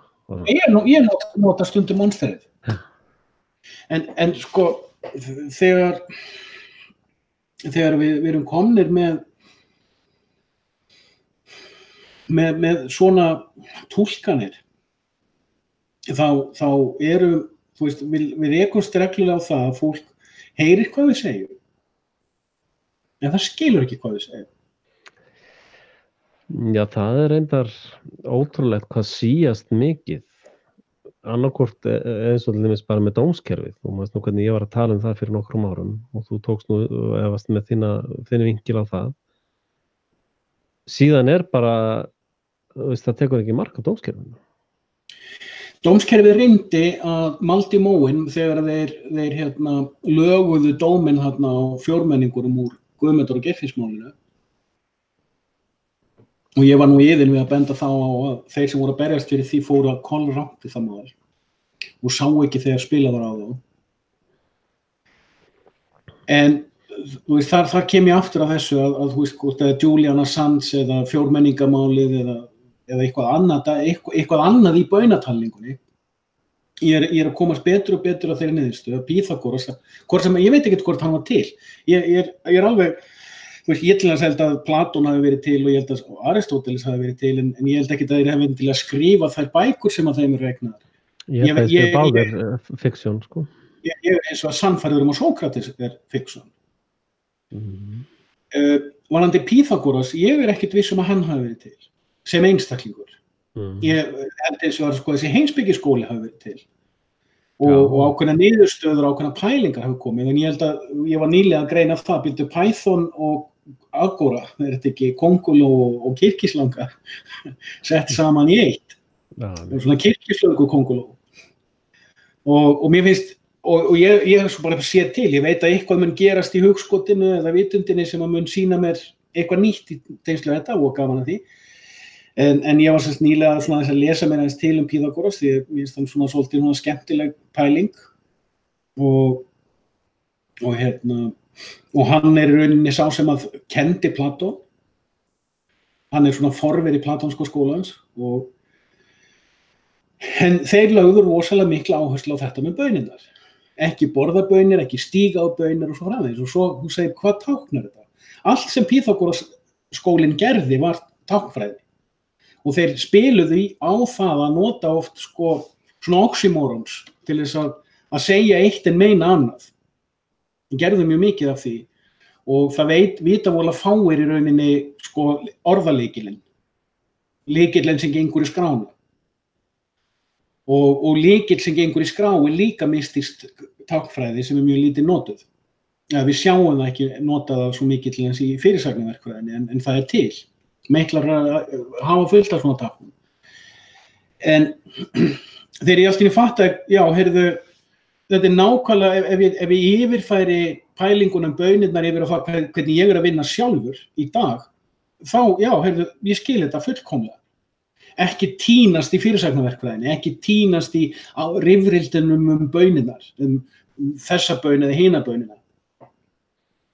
Vegna þess að þá tínur þú sjálf með þér, og þú breytist í, sko ég fattaði eftir margra ára bið eftir þeirri greiningu að fatta til dæmis, sko það var einn á tímum Hebreana, þá var sendur spámaður úr einni borg í aðra borg til þess að minna fólk á. Og við vitum það. Ég verð að hlaupa klóst aðeins, byrju. Ég er bara áfram að útskýra þetta. Nei, ég vil læra það. Okay. Segðu brandara. Ok. Hvernig býr maður til brandara? Hvernig skáldar maður brandara ef maður hefur ekki húmor?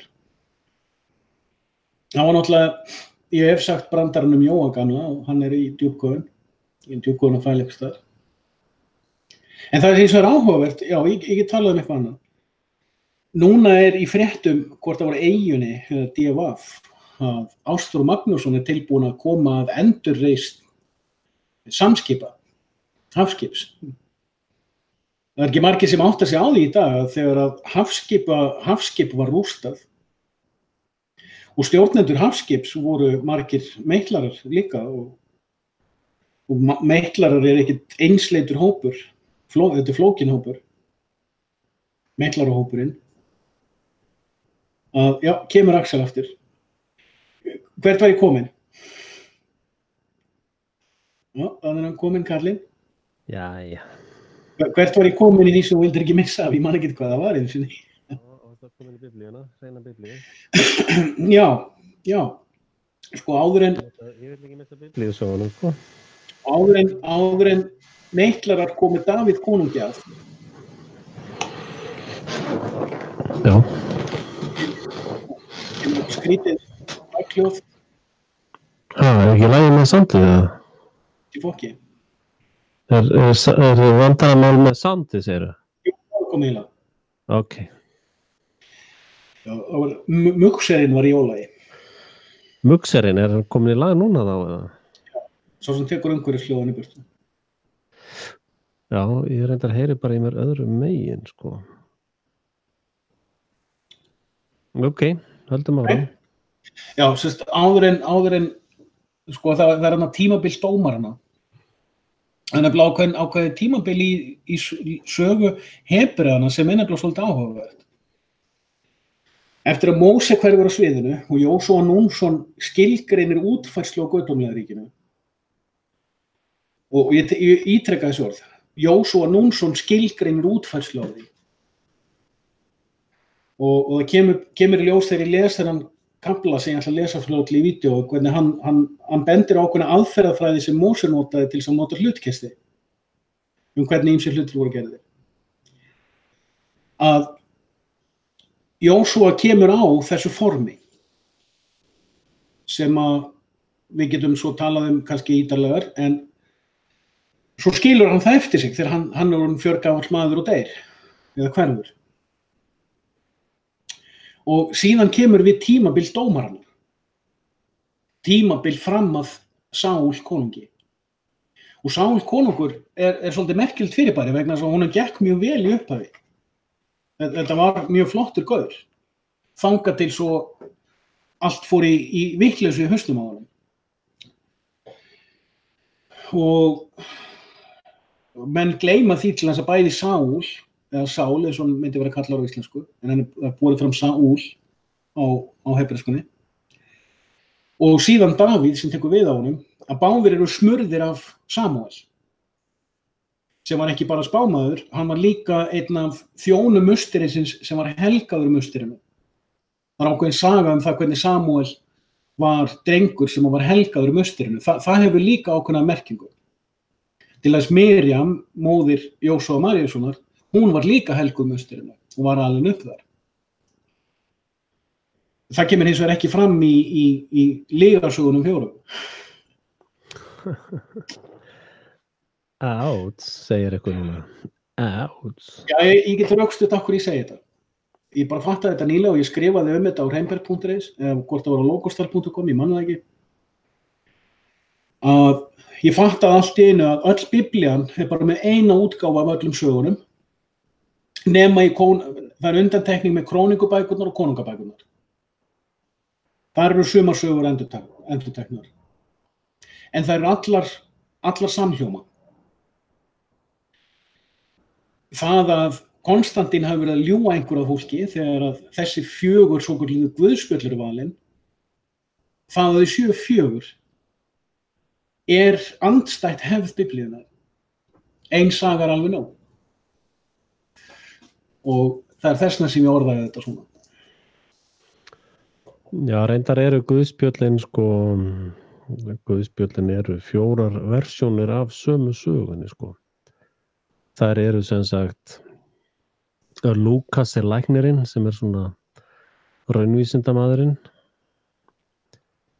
Og svo er hérna ég man það nú sennilega ekki alla, svo er hérna Jóhannes, frú Jóhannes, hún er svona tilfinningalega kvenna, af því að hún var náttúrulega kona hvernig hún sá þetta.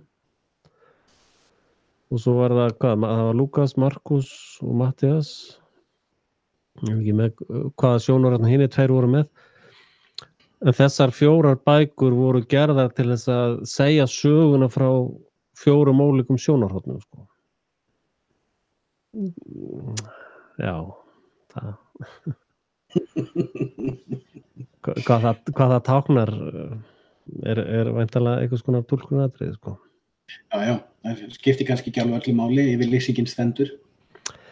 Já, ég get alveg fallist á svona fallist á að þetta sé svolítið skrítið að séu 4 En Þetta er bara ein af mörgum gáttum sem við opnað, við ættum að sjá betur hvers vegna þessi gátt er opnuð. En ég var að reyna að útskýra það er að tímabil í sögu Hebreana sem fólk horfir alltaf framhjá. Fólk sér Móse, fólk sér Jósúa Núnsson, svo sér fólk tímabilið með Elía sem var að standa upp í háruna á Jésebel. Og fólk áttar sig ekki á hvað Elía var í rauninni magnaður gaur. Þegar hann afhausar presta Bal, 300 presta Bal, að þú veist, ég vil haldi því fram tíma að þetta hafi ekki verið Balsprestar, þetta hafi verið hebreskir prestar og hann hafi með ákveðni athöfn sýnt fram á og þeir voru orðnir dýrkendur bals í verki, þó hefðu kannski ekki verið það í orði. Og þetta náttúrulega túlkunaratriði og má deila en þetta svona hlutir sem ég hef aðeins verið að vinna með. En það sem að fólk sem horfir hérna framhjá að til dæmis Samson, gaurinn sem að gat rífið mustir inn í sundur og allt ef hann hafði bara nógu sítt hár, eins og þeir Axelsarnar hári. Já. Var svo svikinn að Delílu. Ég var þetta góða konu, sko.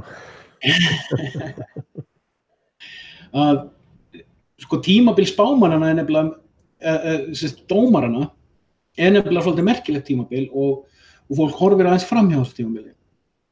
En það áttar sig ekki á því hvaða merkingu það hefur. En ég held að síðari tíma meiklarar sem hafi misnotað fyrirbærið Lost in Translation, þegar þeir fóru að setja inn alls konar hluti inn eins og sjáðu bara Davíð hvað hann var æðislegur, sko, hann orti sálmana. Sjáðu hvað Salómon var æðislegur, hann var faðir viskunar. Báðir voru obsessed með það að reisa frímúraramustri. Já.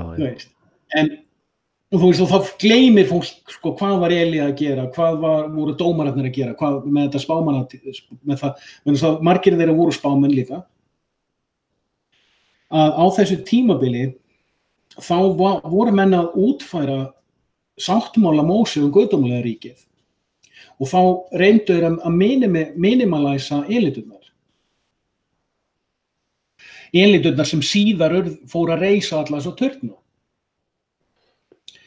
Og ég ekkert að segja að það var alltaf mistekist vegna þess að saga dómaratímabilsins nefnilega svolítið merkilegt. Það voru alveg 40 ára kynslóðaskipti aftur og aftur. Fólk féll í kynslóð, þá var sendur dómari til þess að leiðrétta hluti og fólk hagaði sér vel í kynslóð og þannig olti þetta í svona 4, 5, 6 aldir. Það er svolítið merkilegt, sko, sem ég var að hugsa svolítið mikið á undanförnu. Það sko sagan Jesú sem að byrjar á manntali. Já. Ég er búin að vera nú í marga mánuði bara býtum við. Sagan Jesú byrjar á manntali. Hvað það? Hvernig að telja einhverja manneskjur?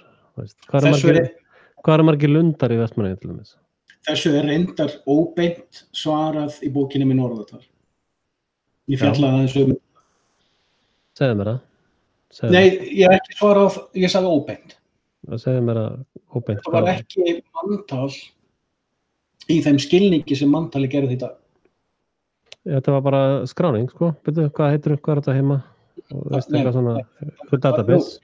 Já, en ég segi sko í þeim skilningi sem við notum í dag. Þegar lýðveldið 44 var búið til, þá byggðist á hugmyndinni að allir íbúar eyjarinnar Ísland væru sjálfkrafa þegnar í einhverju hugmynd sem heitir ríki.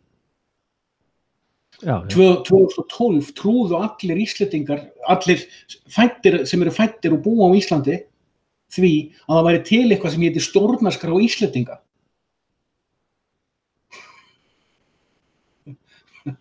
Einmitt.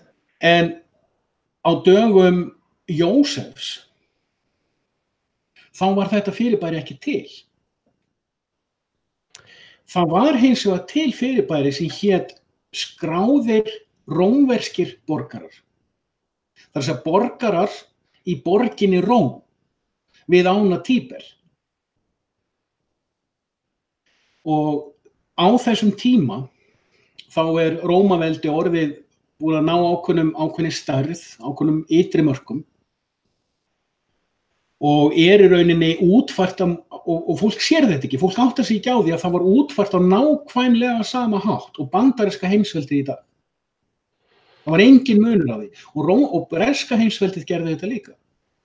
Ég held að sé bara til ein saga, sko. Já, ok. Ég ætlaði bara að svara spurningun eins og ég skil hana.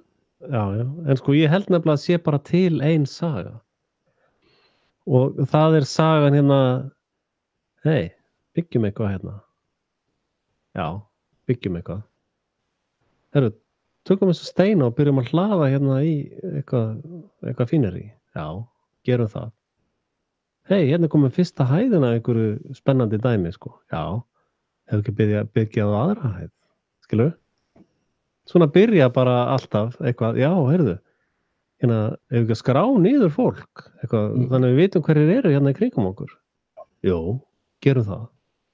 Veist, já, einmitt, svona byrjar alltaf. Og svo bara í gegnum skriljónu árin, sko. En þá bara alltaf verið að byggja eitthvað og alltaf eitthvað að hrynja. Af því að sko eini raunveruleikinn sem skiptir máli Eden. Já. Þannig að syndin að éta eplið af skilningstrénu sem að sem sagt þetta að, heyrðu, ef ekki að fara að skrá niður fólk. Það eplið, sko. Já. Og hérna... Þú er eiginlega búin að vera að hlusta orðatal. Nei, ég reyndar ekki. Ég nú líka að glotta vegna þess að síðasti útvarpsþátturinn minn á Radio Best Music var 9:11. Ég hlustaði reyndar á það. Og mér var sagt við mig, það var náunginn sem sagði við mig, það var greinlegt af þessari upptöku og þú varst undir miklum áhrifum frá Axel. Svo hlustaði ég á sendinguna sjálfur og hugsaði, nei, ég get ekki séð betur en að ég sé það undir áhrifum frá sjálfum mér. Já. En við erum búin að bralla svo margt saman, ég veit ekki lengur hvenær þú ert undir áhrifum frá mér eða ég frá þér. Já, þú hefur haft töluverð áhrif á mína hugsunargöngu, sko. Ég skal alveg bara alveg hafa það á hreinu. Margar af þínum greiningum hafa verið alveg lykill í mínum ferli, sko. Já, takk sömuleiðis og ég nefnilega löngu hættur að pæla nefnilega sérstaklega í þessu. Ég sagði við gaurinn, heyrðu, guðlast. Og hann hló, hann sá alveg húmorinn í því. Já, ég veit. Vegna þess að, þú veist, who cares? Ef greiningin spot on, þú veist, hverjum ekki sama? Hver á hana? Ef við getum notað hana. Já. Mér er sjálfum sér alveg saman það, en eins og vinn ég með hugmyndir alla daga og hérna, ég nefnilega þekki hugsunarferilinn. Ég eins og gaurinn sem reiknar 30 blaðsíðna dæmi, sko. Svo kemur bara eitthvað niðurstaða. Og menn halda að það sé bara eitthvað flúka ég sé með eitthvað niðurstöðu, sko. En ég man alveg því að reiknaði 20 blaðsíður á stærðfræðigreiningu, sko. Og það er bara það sem ég er að merkja við, sko. Og ég veit að þú gerir það sama, sko. Ég veit alveg þegar þú ert búin að fara í gegnum 16 blaðsíður á stærðfræðigreiningu og svo kemur þú með niðurstöðu og þá hef ég alltaf sagt, já, þetta er þín niðurstaða. Þú gerðir þetta. Þú reiknaðir þetta dæmi. Það er ekki það með sagt að ég ekki geta reiknað þetta dæmi, skilur. En þú sannlega reiknaði þetta komst að niðurstöðunni og þetta er niðurstaðan þín.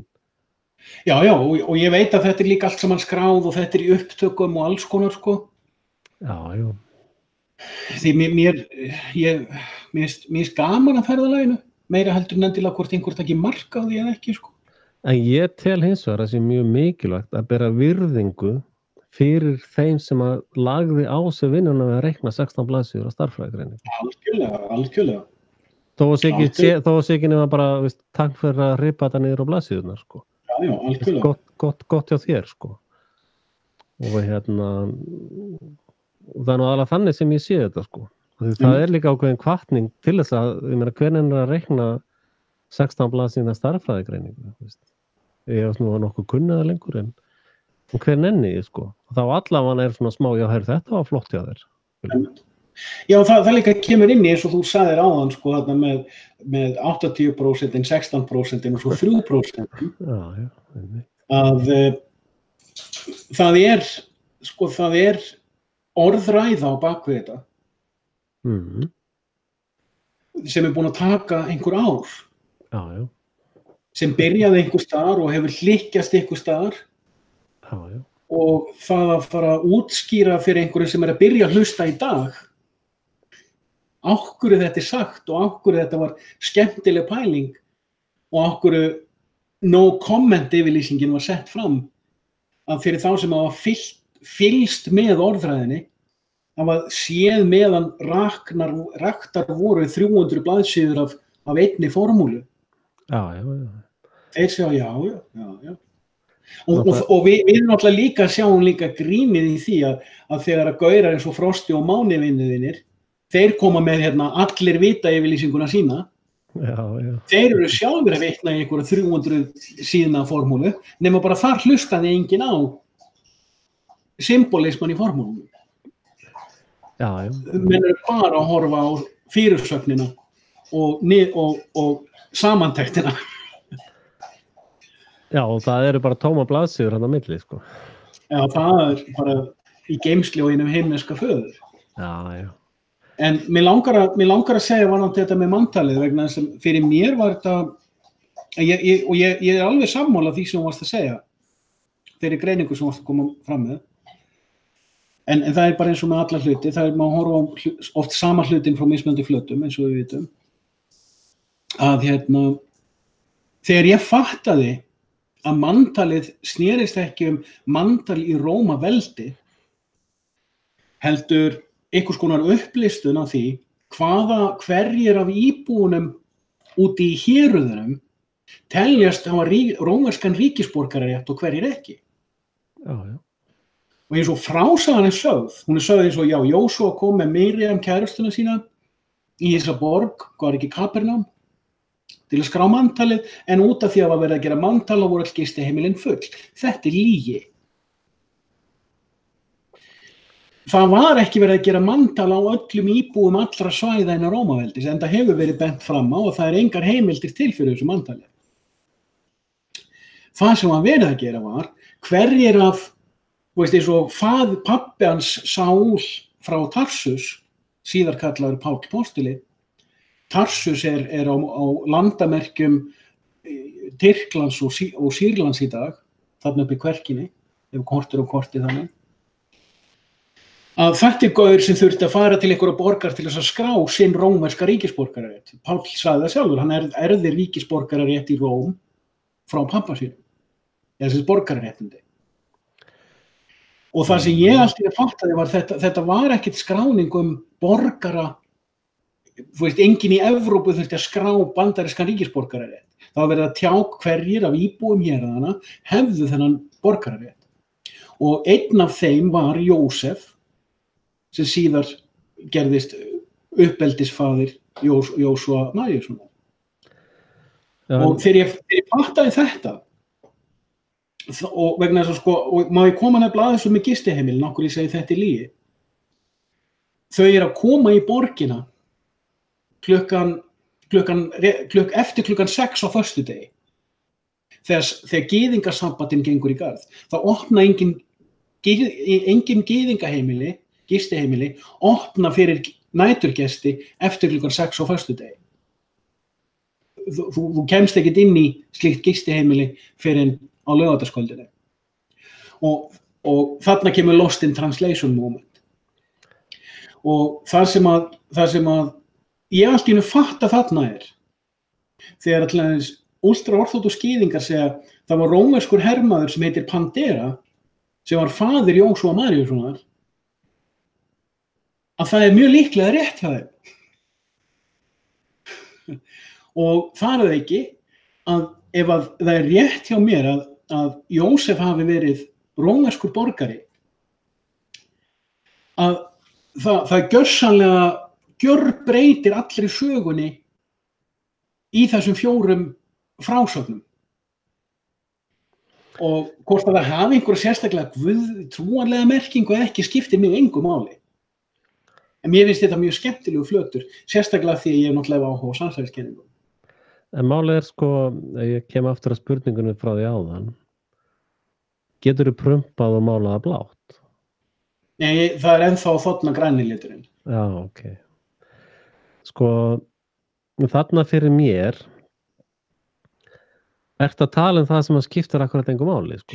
Já, ég veit, það skiptir engu máli þó Nei, leið mér að klára, í þessari pælingu skiptir það náttúrulega máli, skilur. En punkturinn sem ég að horfa frá andlega vinklinum, sko, sem að til dæmis að hundarnir þínir, elsku hundarnir sem að eru hjá þér, það var eitthvað sem ákvað það að taka hundana úr sínu náttúrulega umhverfi, sko. Einhvern veginn var það ákveðið. Að hverju, skilur? Hver á með það? Já, hundarnir mínir fyrir að borga skatt. Já, svo fyrir það.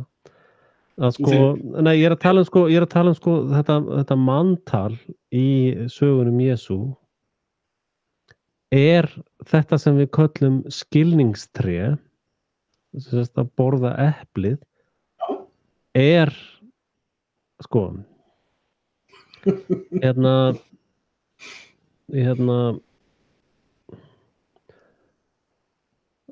sko.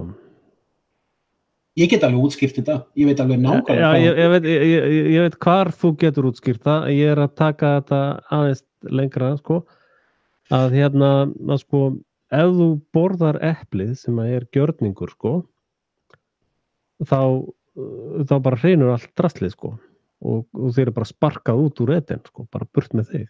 Þú átt ekkert lengur heima í Eden, sko. Og það þetta, já, ég ætla að fara að skrá niður annað fólk. Það fyrsti bitin af eplinu, sko. Og þá ertu bara komin út úr Eden, sko. Ég sagði þér áðan, ég væri alveg spot on sammálaðir með þessa greiningu. Já, en sko, Svo ég bara út í þá útskýra annan flöt á henni. Já. Ég var ekki að hafna því sem þú segir, sko. Ég alveg að hlusta á það sem þú segir og megnið af þessum sögum náttúrulega bara einhverja svona ímyndunarveikir, sko, sem í góðu lagi, sko. Eplið sem þú ert að tala um hef ég fjallað oft sjálfur og komist að mjög sambærilegri niðurstöðu. En sko skilningstréð, hvað þetta skilningur á milli góðs og íls? Exakt, það skilningstréð. Það sagt, já. Sagan segir það. Já, sko, það eitthvað í þarna þeim sem eru allan daginn og alla daga að byggja húsið á lóð 666. Það einhver innbyggð heimska í þeirri framkvæmd, því það byggt á sandi, sko. Ekki það, húsið sé ekki flott, sko. Það enda til flötur á þessu. Já. Ef skoðum eldmör, og þetta reyndar við alla maurategundir, en það ástæða fyrir því að dreg eldmör fram. Og ef fólk fer á YouTube og slægir inn Færand og skoðar mismunandi vídeo af eldmörum, hvernig þeir til dæmis ráðast á ógn sem að steðja maurabúinu,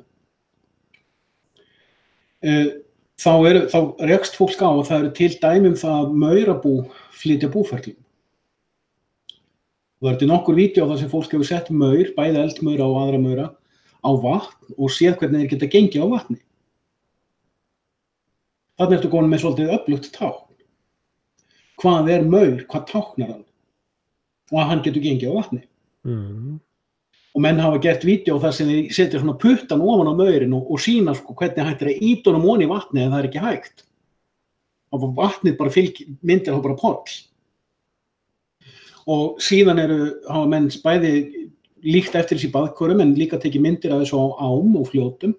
Það sem maurar koma sko hundruðum og þúsundum og jafnvel tugþúsundum saman og mynda litlar mauraeyjur, nýta sér þann möguleika þeir geta gengið á vatni, safna saman og klifra hvern ofan á öðrum og fljóta svo bara eftir ánni sem lítil svona mauraeyja. Og ástæðan fyrir því að notaði Færand eða eldmaur í þessu samhengi það að nýlega voru meitlarar að fórna Keith Flint, aðal söngvara Prodigy. Og þeir notuðu Færand sem sína táknmynd. Þeir voru sömuleiðis mjög þjóðernissinnaðir. Það var mjög margt í þeirra textum og framsetningu sem var mjög breskt. Þó var hinn aðalsöngvarinn svertingi. Þetta snerist ekki rasisma.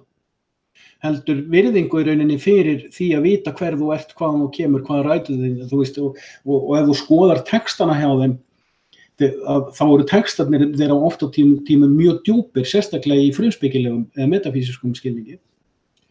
Og þetta voru gaurar sem að, sko, af öllum hljómsveitum sem að vera stofnaðar, þetta eina fáum hljómsveitum þar sem að þeir voru ennþá að halda saman meira en 20 árum eftir að þeir stofnuðu sveitina.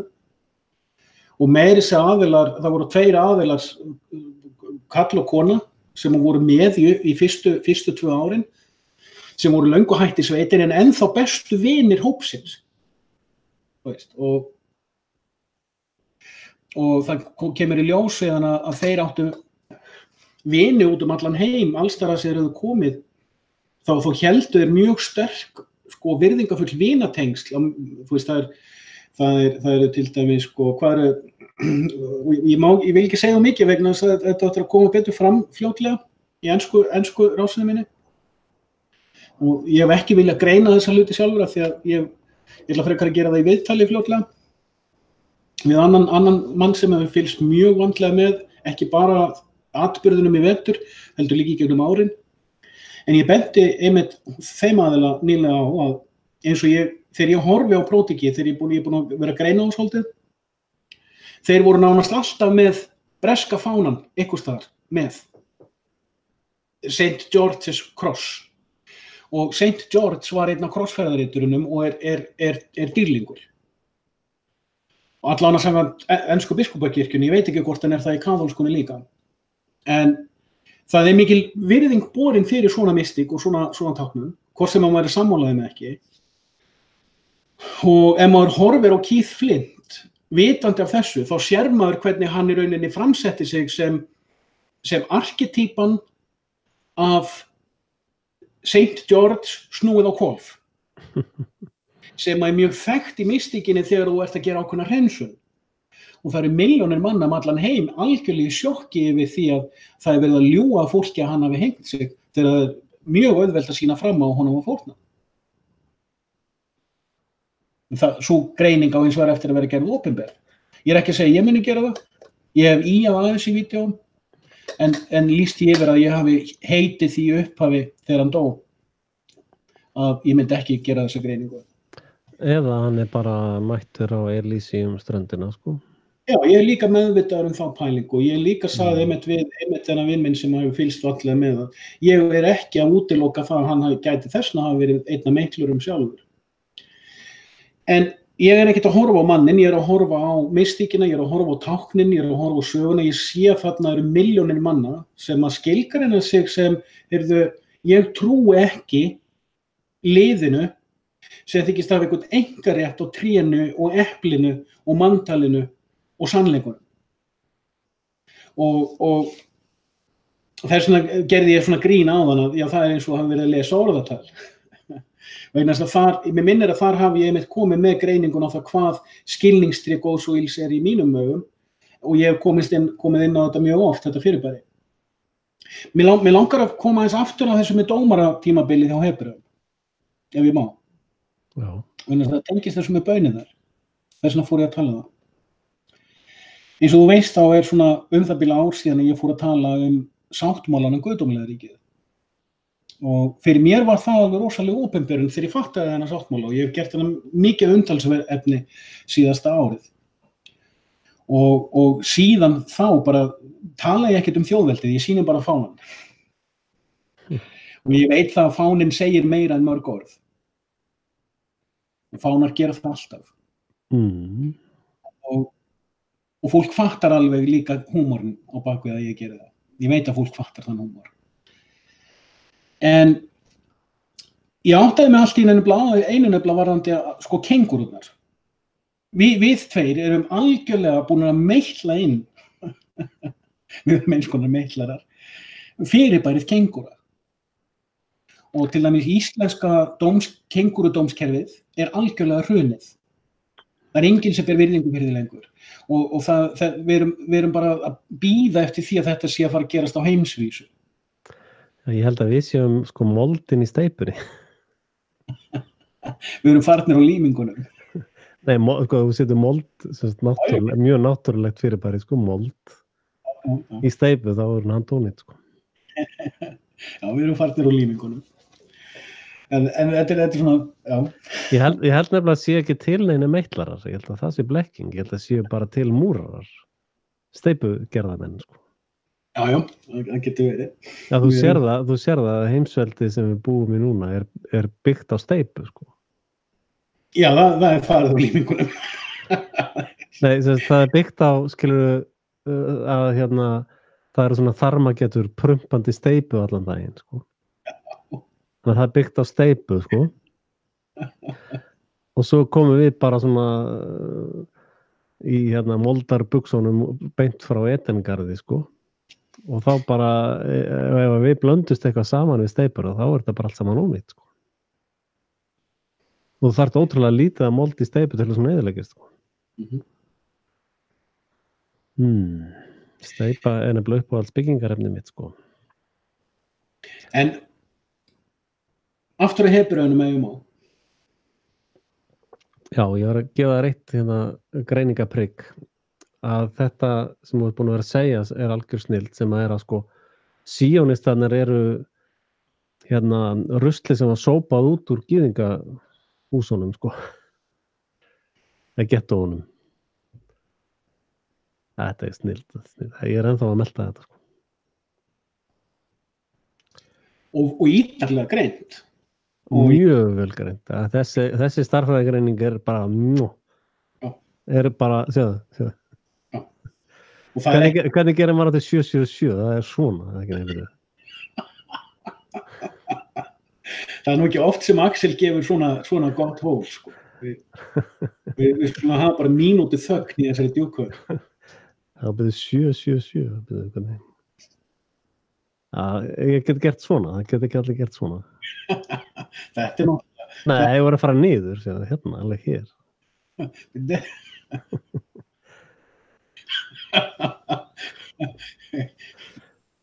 Ég er nefnilega gítarleikari, sko. Ég þjálfaði litla puttan. Þetta er enda vitlaus hendi, sko. Það er hérna megin, sko.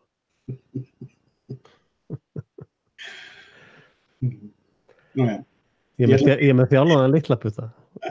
Ég veit að mómentið er farið, sko, þess að ég ætlaði að fara hún í Hebreuna. Já, fyrirgefðu, ég ætlaði ekki að eyðileggja mómentið, þetta var bara smá. Það er alltaf það, bara mín ráðgæsli. Að mér langar að koma svo út úr hausnum á mér, vegna þess að ég held að fyrir þá sem nefna pælingi. Já, gott með Hebreuna, hættum við þau, gott með það. Hvað heitir þetta sagt? Gott með Hebreuna. Sko, ég hef lengi haldið því fram og rökstutt að gyðingar séu ekki næsta skref á Hebreuna. Ekki frekar en kristnimenn. Þetta eru sjálfstæð trúarbrögð. Búddismin á virkilega margt úr hindúisma. Þetta eru sjálfstæð trúarbrögð. Menn halda að það sé til, eins og humanismin á margt úr skolastisisma, en þetta er sjálfstæð trúarbrögð. Eða heimsmynd. Og heimsmynd eru trúarbrögð, nema heimsmynd þarf ekki entity til að trúa á. Heldur einhverja metafísiska flóru eða fánu sem að fólk sér ekki til dæmis að húmanistaríkið, lýðveldið er með einhvers konar ónefndan guð á bakvið sig sem að það fær valdið frá. Það er bara ekki skilgreint endilega þannig. En maður finnur það ef maður veit að það er þarna einhvers staðar og sér maður það. Og þetta er hlutur sem er eins og mjög erfitt að pinpointa. Þetta er svona, og það er svona partur af leikfuminni, að leika sig með þetta. Sko hebrearnir, hebraismin, sem sumir segja hebraismi er bara eitthvað sem kemur frá Abraham, það er etymológian. Þetta er sjálfstæð pæling. Gyðingarnir eru trúarbrögð sem verða til í Babýlon á sínum tíma. Og gerðu Palestínu að þunga miðju í sinni frumspeki. Hebrearnir litu ekki á Palestínu sem þunga miðju í sinni frumspeki. Þeir vissu til dæmis að þegar að Abraham fær þetta loforð á sínum tíma, þá hann staddur rétt hjá borginni Göbekli Tepe í Tyrklandi. sem rétt hjá Níneve. Og þar hann að horfa yfir í rauninni sko útsýni sem nær til Persa, nær til Egypta, nær til Palestínu, nær til Mesópótamíu, nær yfir Anatólíu, sem Tyrkland, nær yfir hinn þekkta siðmenntaða heim. Þetta táknfræði, hefur ekkert að gera með Palestínu. Þetta vita Hebrear. En trúarbrögðin sem kallað gyðingdómur í dag verður til í Babylon sem að byggist á í rauninni allt annarri pælingu en notar hluti úr ýmsum áttum. Alveg eins og kristnin síðar sem verður til í Konstantínópel og á alveg eins mikið og hugsanlega meira úr mýþræsma heldur en endilega júdaisma eða hebraisma eða einhver öðru. Og eins og menn vita til þess með skolastikfræðina að hún tekur í rauninni meira frá Aristóteles heldur en frá Páli Póstula. Og tekur nánast ekki neitt frá Jesú. Þetta hægt að greina í frumeindir og hægt að fara nánar ofan. Ég koma með svolítið svona stóra slaghamarinn hérna og ofur einfalda. Og þess vegna var ég að benda á áðan að þegar menn eru að lesa til dæmis konungasöguna, krónikubækurnar, þá stökkva menn framhjá Jósúa Núnsinni yfir á Davíð. Menn stökkva framhjá dómara tímabilinu. Vegna þess að það hentar ekki meitlurum sem að búa til með þessa turna eins og þú ert að lýsa þeim, sem að tálka út skilningstréð sem þú varst að tala Þeir horfi ekki á hver var hugsunin hjá Hebreum með fyrirbæri dómari.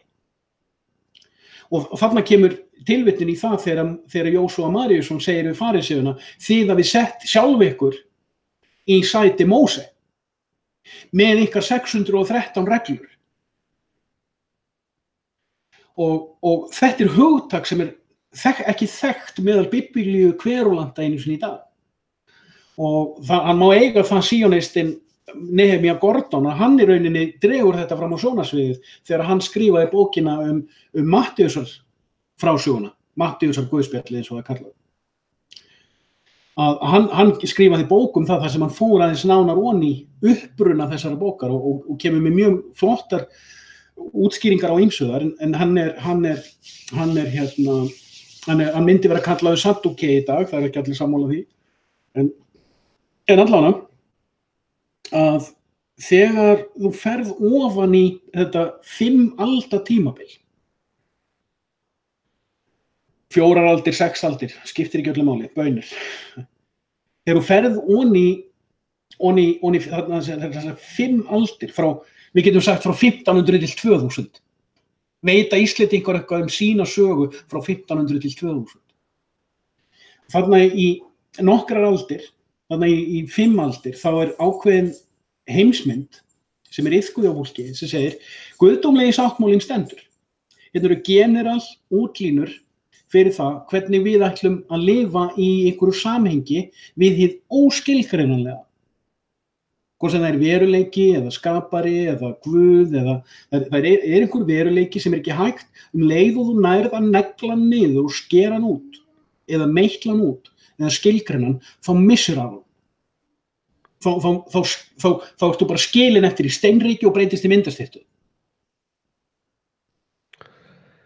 Hérna ein spurning. Má ég bara negla þetta niður og svo þetta bara afgreitt. Okay.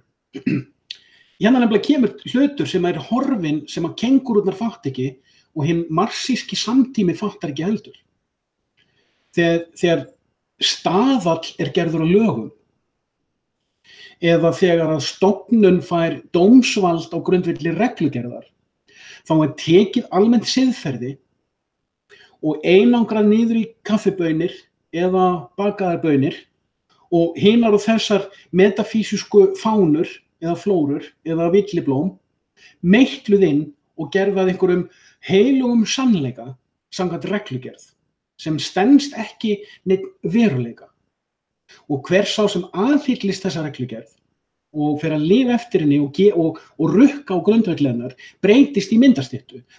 Blóðið í æðunum á honum verður að mold. Ok? Sjáðu, dómararnir voru fyrirbæri sem var ætlað til þess að verða dómari þá þurftir að hafa eitthvað sem sýndi fram og þú væri hæfur.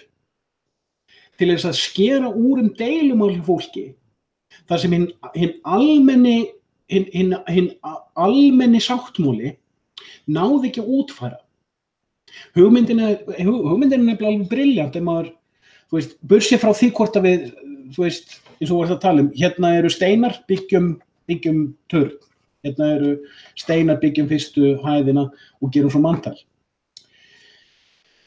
Þar sem 2 til fleiri koma saman og eru sammála heimsmynd, og þetta útskýrði Múhameð líka mjög vel, og ég hef oft komið inn að þar myndast árekstrar á milli fólks, og fólk síðan myndar einhvers konar almennan sáttmála sín á milli hvað almennt siðferði.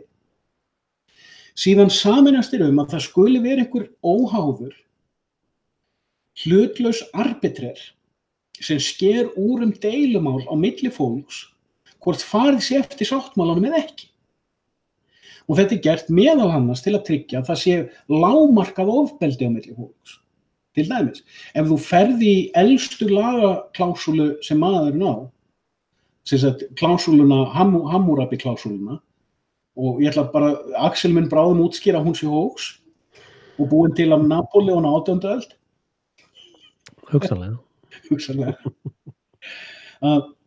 Það er nefnilega svolítið merkilega vegna sem ég gerði nýlega greiningu á því að það eru hlutir í lagaklásúlu Hammurabi sem koma fram í garðinum Getsemani þegar að eiraði sneitt af þjóninum. Og ég gleymi alltaf að gera tékka á því. Af Hermanni, það var tekið af Hermanni. Nei, það var mjöstur þjónn, held ég. Nei, það var Hermaður, rómanskur Hermaður. Flettu því bara upp, nei, já, ok. Ég ætla ekki að gera það að baun. Nei, ok. Mig grunar að kossinn finnist líka í Hammurabi-kóðanum. Ég gleymi bara alltaf að tékka á því. Við fáum kannski Bjarna til að fletta því upp. Hugsanlega. En ég ætla að vera löngu búin að því, ég bara gleymi því alltaf. Ég man bara eftir því þegar ég er að gera vídeó. Að arbitrerinn er náungi sem er valinn til þess að skera úr hvað er siðferðilega rétt á hverjum tíma, til þess að skera úr deilumál innan sáttmálans. Það er þarna sem dómskerfi verður til. Burtséð frá því hvort við viljum svona dómskerfið ekki, hvort að hafa eitthvað lagalegt gildi eða ekki, hvort að sé lögmætt eða ekki og svo framvegis. Okay? Það er ég bara að reyna að greina hvað þetta er. Núna í dag erum við með það að stofnanir hafa dómsvald. Bjúrókratískir embættismenn hafa dómsvald. Við erum að horfa á það til dæmis eins og Guðbjörn Jónsson, snilldar greining hjá honum sem kom fram á útvarpi sögunnilega, að kringum 200 dómar Hæstaréttar eru bara ólöglegir samkvæmt þeirra eigin lögum. Að Hæstaréttardómari og einn virtasti lögfræðingur landsins lýsir því yfir á erlendri grundu það er ekkert að marka dómskerfi á Íslandi, ekki neitt. Evrópudómstóll nýlega dæmir allt efnahagskerfi í Ísland ólögmætt og það er neitað að taka það fyrir hjá lygarelítunni. Hérna er búið að setja siðferðissáttmálana í reglugerð eftir reglugerð og dómarar eru ekki lengur einu sinni dæmendur.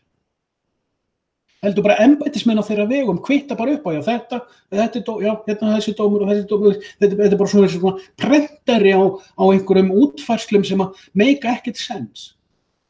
Og lýðurinn sem við erum að tala við hefur ekki hugmynd þetta, veit ekki eins og nokkur þetta byggist.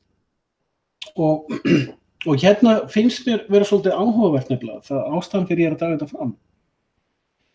En svo að það er einhver pæling þarna á bakvið sem gekk upp í 5 aldir. Það er málið. Það er einhver pæling þarna sem er horfin og gleymd, sem gekk upp í 5 aldir. Hvernig var eplið á litinn sem kom á skilningstrénu? Appelsínugult. Og það voru göt í húðina að því. Já, blátt kannski. Já, það var appelsínu. Ég held að liturinn á eplinu hafi verið ósýnilegur. Já, má ég koma með einn punkt þó ég sé nýbúin að vera með hérna ákveðna ræðu sem að ég veit ekki Gjörðu vel. Þetta er eitthvað sem ég er búin að vera að hugsa mikið en ég er ekki komin með niðurstöðu.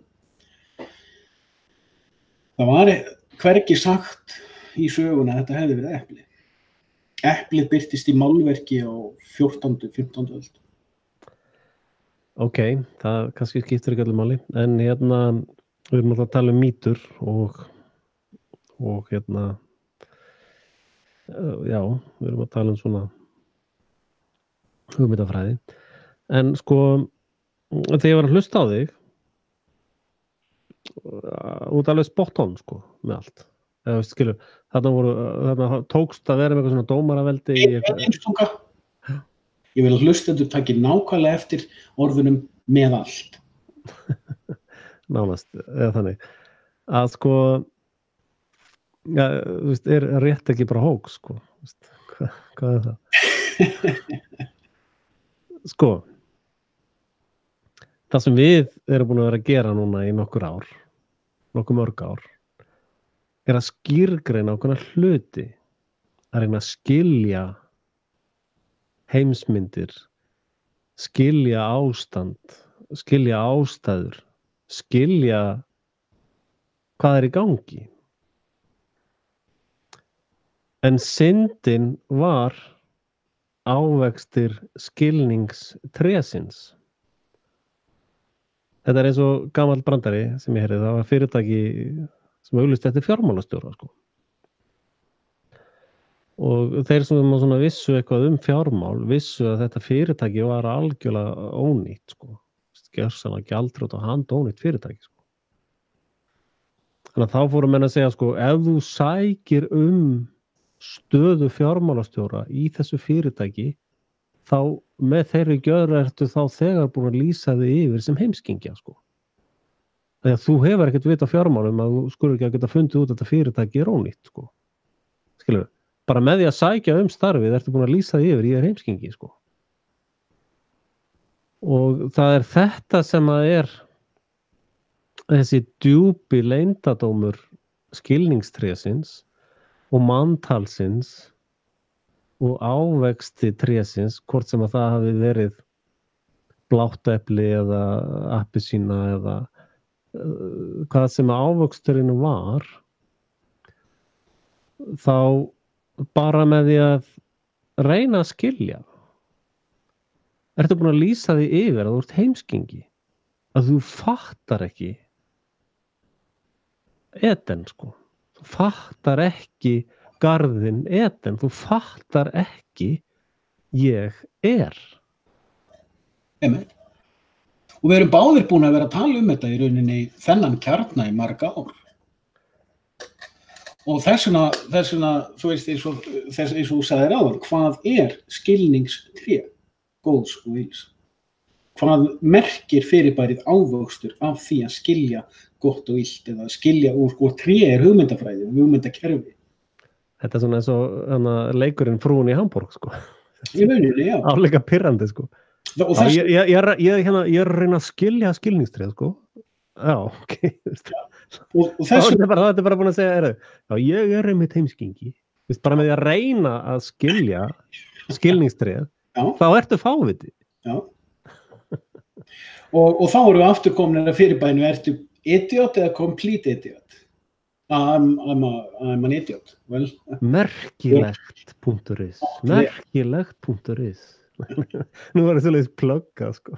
Þegar þú ert complete idiot, þá ertu farin að nálgast þetta, sko.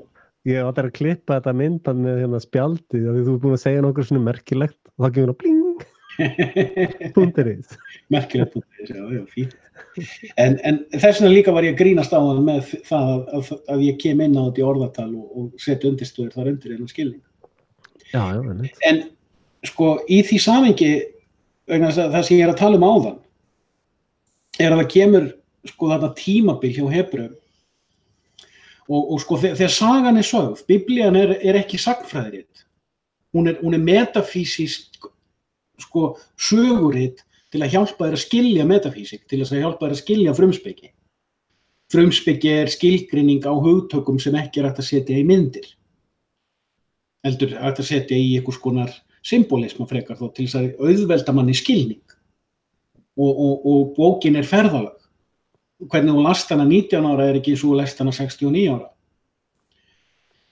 og þú kemur endalaust að henni aftur og í mismunandi flötum og já, þetta merkilegt. .is.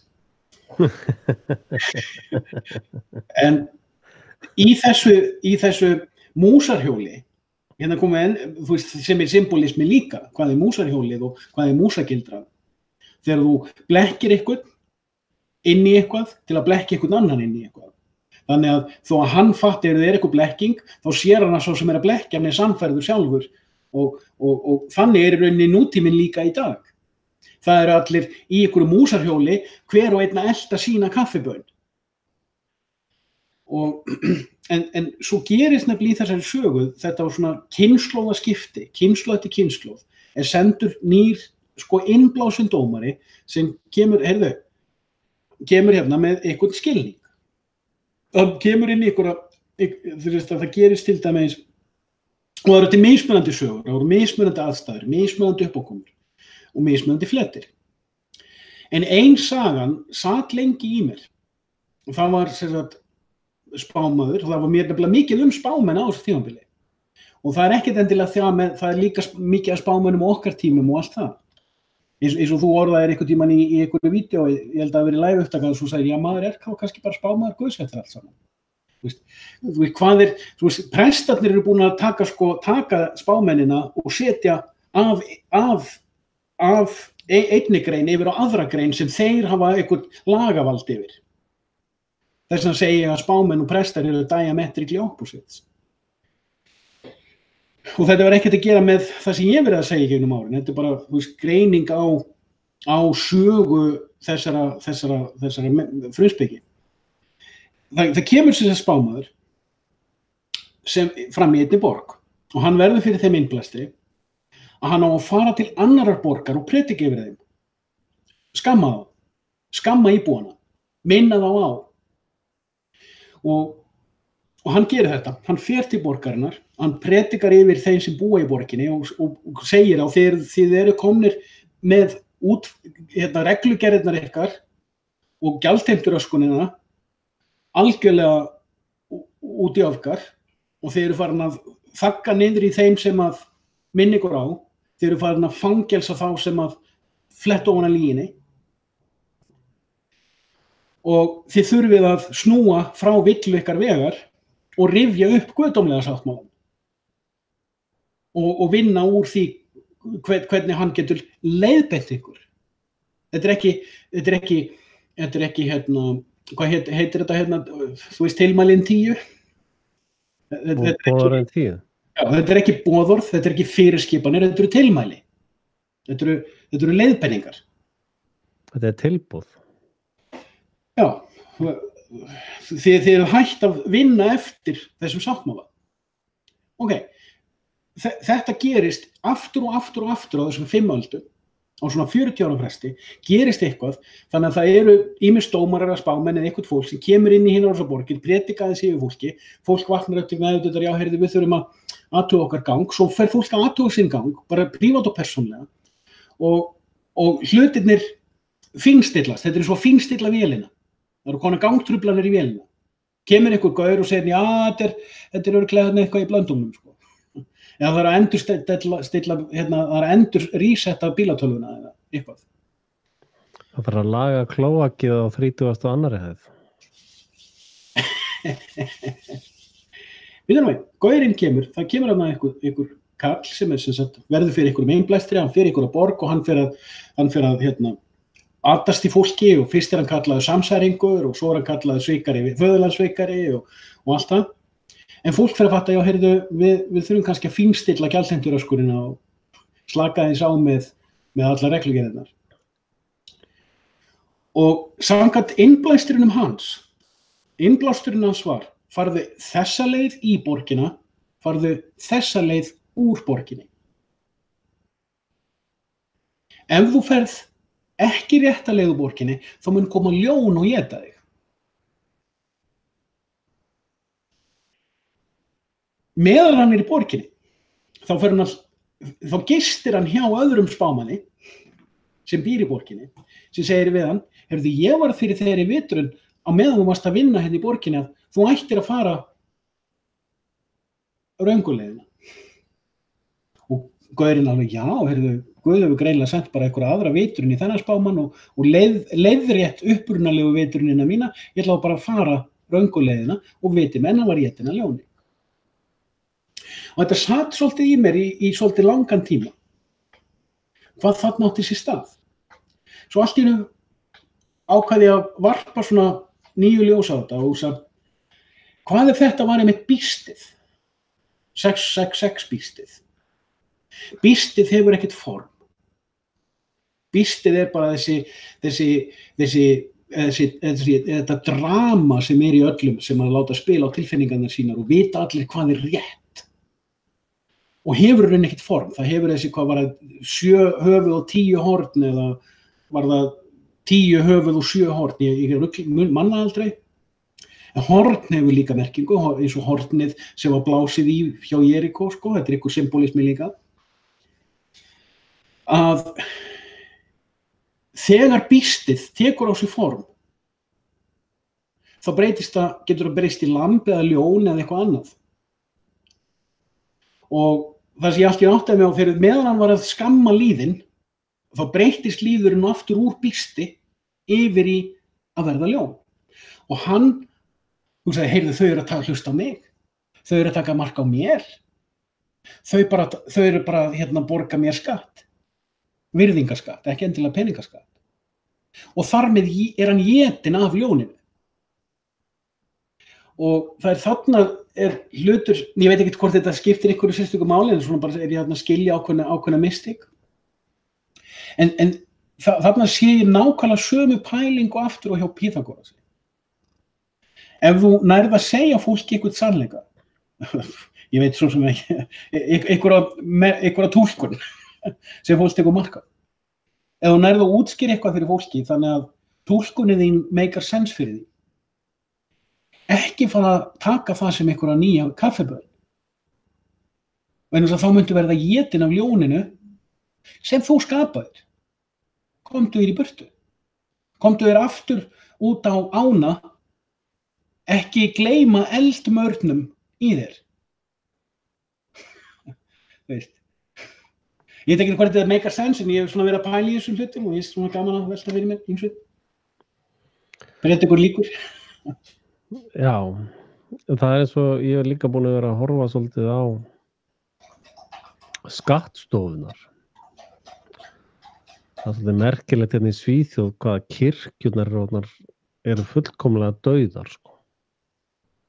Kirkju, veist, það er svolítið gaman að fara inn í sænsku kirkjuna eða þjóðkirkjuna og það bara svona, það er svona, já, það er eitthvað bara vandræðalegt í gangi, sko. Og síðan að fyrir á sænsku skattstofuna, þar er gríðarlega mikið líf, sko. Mikið að gera, langa biðraðir, veist, það er bara aksjón, sko.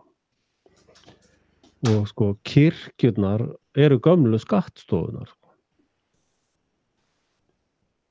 Og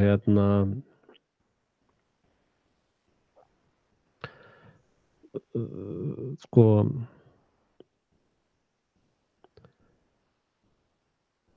það er það sem að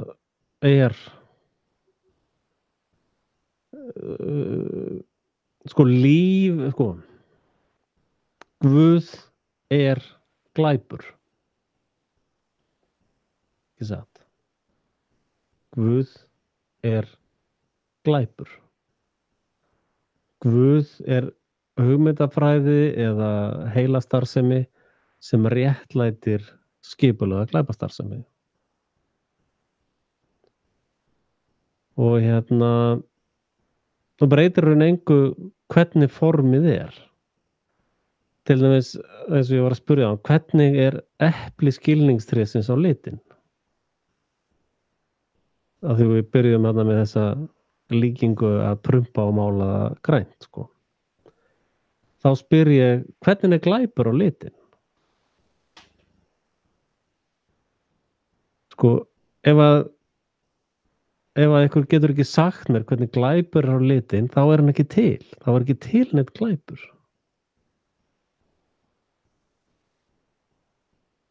sem raun ákveðin rökleysa, sko. Já. Og sko, einmitt talandi maura sem eru mjög athyglisverð svona hópisma fyrirbæri, sko, í náttúrunni. Og svo ertu með apa sem eru svona ákveðna félagsverur líka sem eru reyndar misheppnuð ræktunartilraun. Apar eru misheppnað afbrigði af mannverum, sko. Að sko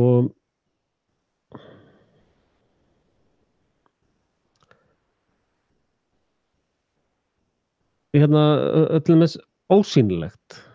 Skilurðu hvað það þýðir, orðið ósýnilegt? Ég held það. Ég veit ekki hvort að þú ert með eitthvað annað í huga. Já, ég held því fram að ósýnilegt sé ekki til. Þannig hvernig getur þú skilað eitthvað sem ekki til? Og þú veist, til dæmis það að reyna að skilja hvað ósýnilegt er. Eins og öll þessi game-naglar að reyna að gera, sko. Að þá ertu í raun að éta af skilningstrénu. Þú ert að éta ávexti af skilningstrénu. Og sko, Guð er glæpur, sko. Að ég er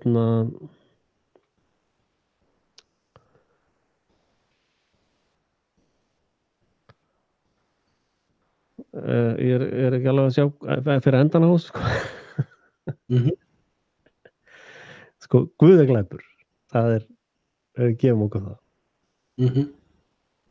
Ósýnilegt er ekki til. En samt eru einhverja verur alltaf að reyna að grípa þetta ósýnilega, sko. Þú veist. Og þess vegna the human condition hámark heimskunnar. Þetta örugglega mjög ruglingslegt. Nei, ég veit líka að þú ert að fara í einhver leið. Já, það sko. Já, það ég er að reyna að útskýra þetta, sko. Ég er að reyna að útskýra hópismann, hvernig hann að sækja stöðu þessara fjármálastjóra, sko. Að sko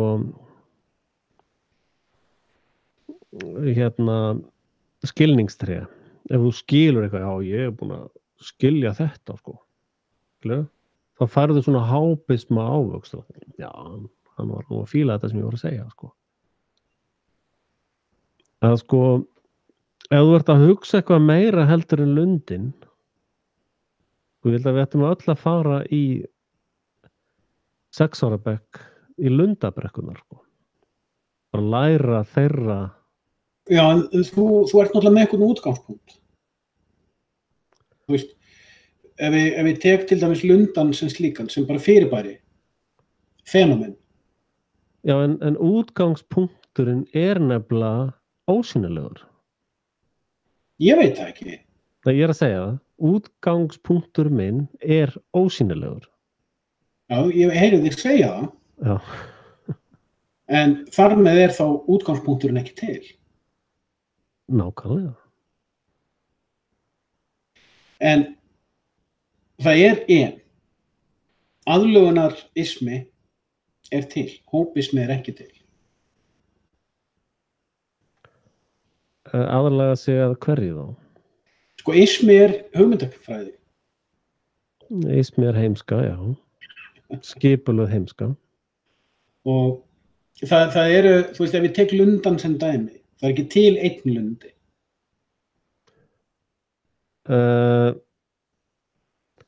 ef það er ekki til einn lundi, þá er ekki til lundar, sko.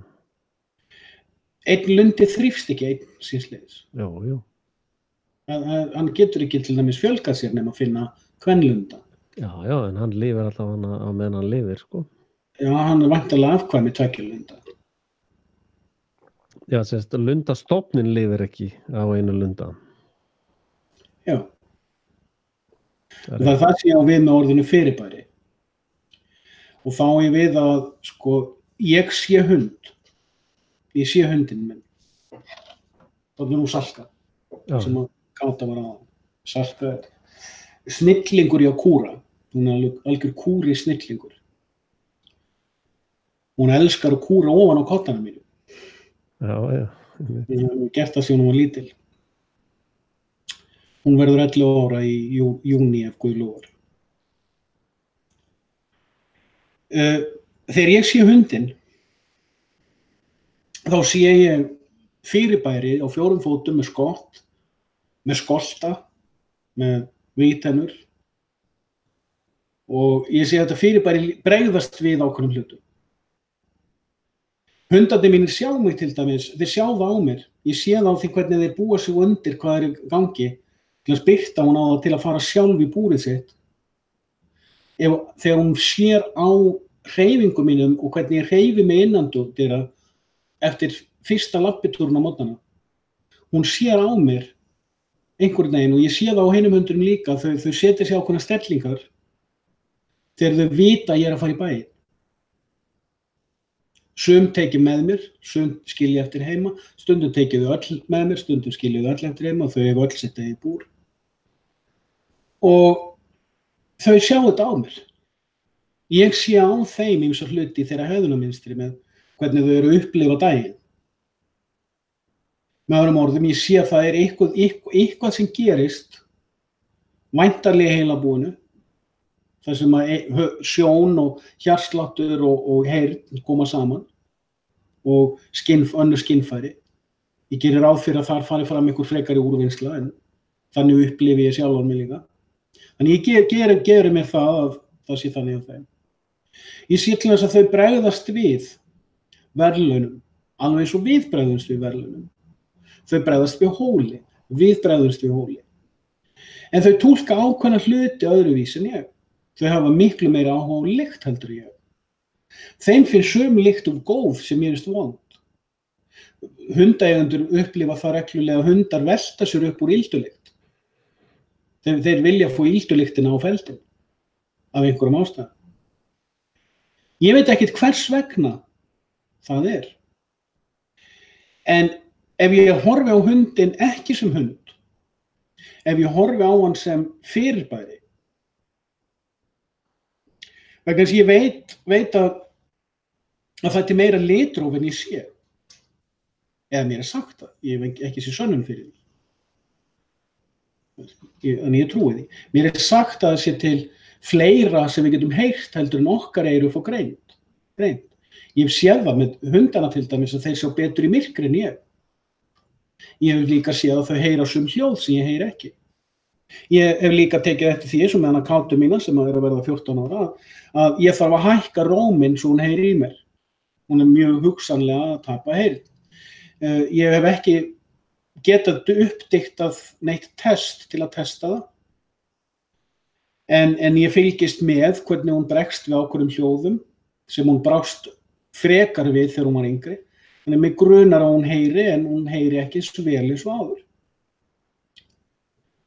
En ef ég horfi á hana og segi, heyrðu, ef ég horfi á þennan hund og horfi á til hans þig, og ég horfi á sjálfan mig og ég segi við sjálfan mig, ég held að ég hafi einhverja vitund, ég þykist vita að ég er til, ég þykist vita þegar ég finn til, ég þykist vita hvað það er að bregðast við áreiti eða langa í eitthvað, langa í mat, langa í hól, langa í að skreppa í bíltúr. Það er til eitthvað fyrirbæri í haustum á mér sem segir gulur er fallegri litur en grænn. Svo tala ég við einhvern annan sem segir nei, grænn er fallegri en gulur. Og kannski er það bara því að þau upplifið sama litinn á ólíkan hátt. Hugsanlega, ég hef heyrt að til sér litblind fólk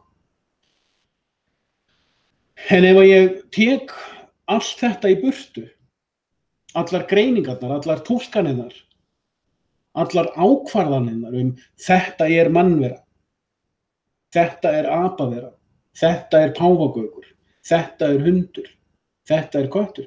Ef ég tek þetta bara í burtu og segi, þetta allt saman einhverjar verur, fenómens.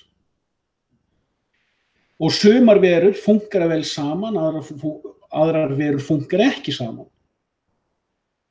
Snákar fúnkera ekki vel með mannfólki. Það enda til fólk sem elskar snáka, sko. Alveg stórfurðulegt fólk. Það gengur bara vel hjá þeim, sko. Ja. Það líka til eigendur sem hafa ekki átt að segja á því að kirkjuslöngur geta vaxið nánast í það óendanlega og það eru til kirkjuslöngu eigendur sem hafa verið drepnir af gæludýrunum sínum. Því að ég hef séð á myndum af bæði hvað heita þær aftur með harðskeljadýrin turtles. Hvað heitir turtles aftur á íslensku? Skjaldbökur.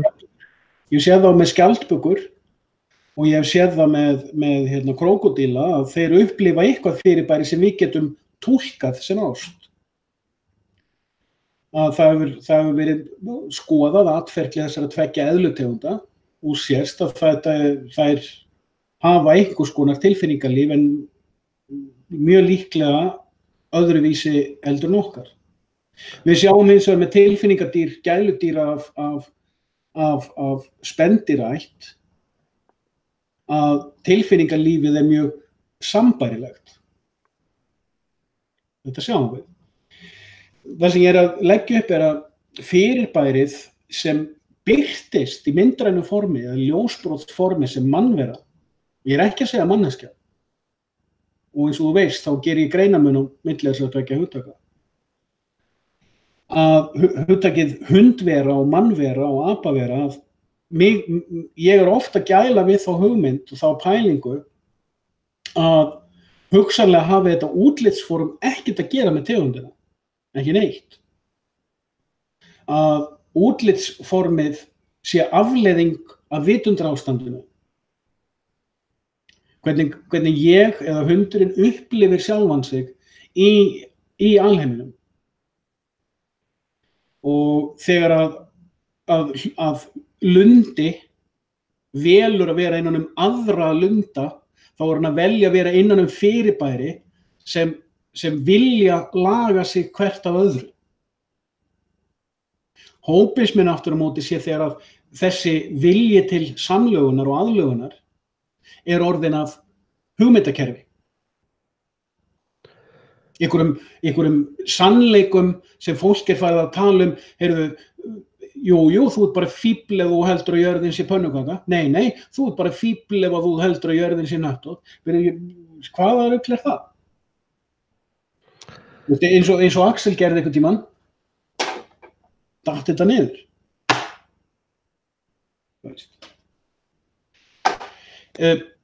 Ég veit, þessna veit ég ekkert hvað veruleiki er. Ég veit ekkert hvað veruleiki er. Ég hins vegar, og þessna til þess afgreiddi ég Descartes fyrir 25 árum, því að þegar hann sagði ég get skilgreint veruleikan með ákveðna aðferðafræði það hvernig ég get skilgreint hugsun mína eða vitund mína. Ég sagði þá sem tíma og er á sumpart ennþá sem skoðun, þú veist þetta ekkert. Þú ert að búa þér til einhverja metafísiska flóru til þess að búa til einhverja mælikvarða á einhverju sem er hvoru tveggja metafísík, hvoru tveggja ómælanlegt. Það að þú upplifir að þú ert, skilgreinir þig og það hvernig þú interaktar við umhverfið þitt, skilgreinir þig án tillits til einhverja orða það eða einhverja metafísiskra sannleika það. En þú getur hins vegar leikið þér að metafísiskum sannleikum, leikið þér að metafísiskum hugtökum til þess að auðvelda þér leikinn.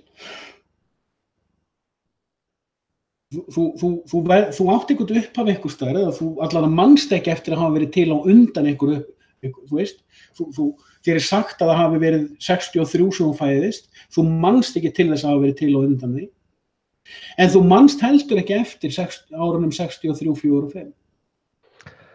Þetta er svona sexy fræði, sko. Má ég bara bæta við einni setningu? Já. Að frá þessu mómenti sem að þú getur kallað psykot eða sem að er þá áður en þú birtist og fram að því mómenti þar sem að þú ert ekki lengur á meðalvor, búið að grafa þig eða brenna þig og þú hættur að draga andan og hættur að sjá og hættur að vinna úr hérna í einhverju svokölluðu heilabúi sem ég veit ekki hvort það geymi vitundina, ég veit ekki einu sinni hvað vitundi er. Descartes var að reyna að skilgreina einhverja mælikvarða til þess og ég er að grúska í Descartes núna því ég er að pæla í þessum hlutum sjálfur og mér langar að sjá hvað hann var að pæla betur því ég held að ég hef misskilið hann fyrir 25 árum að ég sé ekki lengur að þetta skipti neinu máli. Hvort lundin sé svona eða hinsegin, hvort það gerir svona eða hinsegin, ég sé ekki endilega að skipti máli. Ég átta mig til dæmis á því að þegar ég er einmana, þrátt fyrir að hafa hundana hjá mér, þá er ég einmana út af því að ég hef ekki einhverja aðra tegund vitundar hjá mér. Þegar ég er einmana innan mannverur, sama niðurstaða. En þú getur sagt sömu rök við hungur, sko. Ég er ekkert með neinn rök, ég er bara að velta fyrir mig hlut. Ja, eins og þú sagðir hann, þetta er mjög góða punktur. Að þegar þú finnur til einmanleika og þá vantaði einhvern annan consciousness til þess að hætta að vera einmann, ekki satt? Væntanlega. Það er sama er ef þið hungrar, þá þarftu bara líkamsleifar einhvers dauðs fyrirbæris til þess að seðja það, sko. En þess vegna var ég að byrja að skjóta, þetta eru svona sexy pælingar, sko. Að sko, við höfum 5 skilningavit sem eru svona nokkuð testanleg og svo talaðum hvað, 7. skilningavitið, ekki satt? Já, það er svona mikilvæga skilningavitið.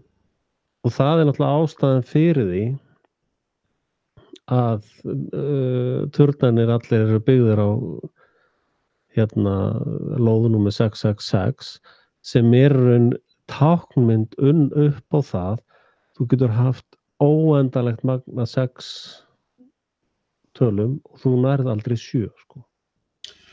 Já, en ég var líka, sko, ég veit að þetta var svona kannski svolítið langloka hjá mér að því maður reyna að grípa eitthvað úr lausu lofti. Já, ég ætla að fá að klára þessa líkingasögu.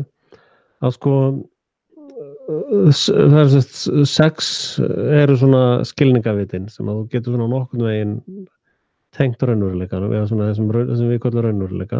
Ég nota til að byrja eitthvað. Þegar þú kemur í 7 þá ertu búin að tapa allri jarðtengingu, getur við sagt. Já. Þegar þú byrjar í 7 þá ertu komin í einhverja metafísik og eitthvað svoleiðis. En það eru voðalega fáir sem að þetta er djúpköfun först, sko. Það eru voðalega fáir sem fara lengra en 7, sko. Ég til dæmis er ekkert lengur 7. Ég er ekki lengur 7 er þegar þú opnar andlega vítina, sko. Þá ertu komin í 7. 8 er þegar þú ert komin í eilífu vítina. Til dæmis þetta moment okkar hér og nú er eilíft. Það mun vara að eilífu. Til framtíðar reyndar.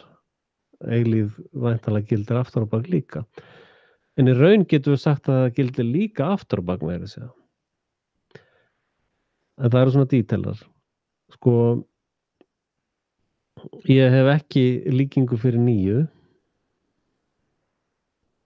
En svo þegar þú kemur, sko, 9 er eiginlega, ég veit ekki alveg hvort ég get sagt það sé 9, að 9 sé ekkert, bara tómt. Þegar 10 er ekki til, sko. 10 er bara að byrja aftur á engu, sko. Ég með. Að sko, og reyndar er 9 andhverfa 6, sko. Það sem ég er að reyna að segja er sem sagt þegar þú skilur það að skilningur er heimska og þú skilur að allt ekkert, þá ertu komin sagt, upp úr öllum þessum raunveruleika skilningaviti, þú ert komin upp úr andlegu vitinu og eilífu vitinu og ert komin í nýjuna og næsta stig tómið, sko. Þess vegna endaði ég að segja að þetta leikur. Frá þessu mómenti sem þú heldur og sem þú byrjar að skynja sjálfan þig og heiminn, hvoru tveggja, og þangað til að því líkur, það ferðalag og í rauninni sko öll okkar eltingarleikur við metafísiskar pælingar bara leikur. Já, já. Við getum alveg eins verið að eltast við matadorpeninga eða við getum verið að eltast við það hvort að við séum í einhverjum tindátaleik eða einhverjum öðrum leik. En náttúrulega niðurstaðan þessi einn, þú veist, eins og dýrin í hálsárskogi, þú veist, einn lundi á náttúrulega ekkert að vera að skaða annan lunda. Þú veist, hvað, þú veist, og það þarna sem við byrjum svo að velta fyrir okkur, já, býttu, hvenar má lundi skaða annan lunda og hvenar ekki. En ég var svolítið aðeins að, sko, í því sem eins og því ég var að tala dómara, ég var að tala sko, guðdómlegan sáttmála, ég var að tala alls konar pælingar á það, sem náttúrulega tengjast sögu eingyðistrúarinnar eins og ég er að byrja að skilja hana.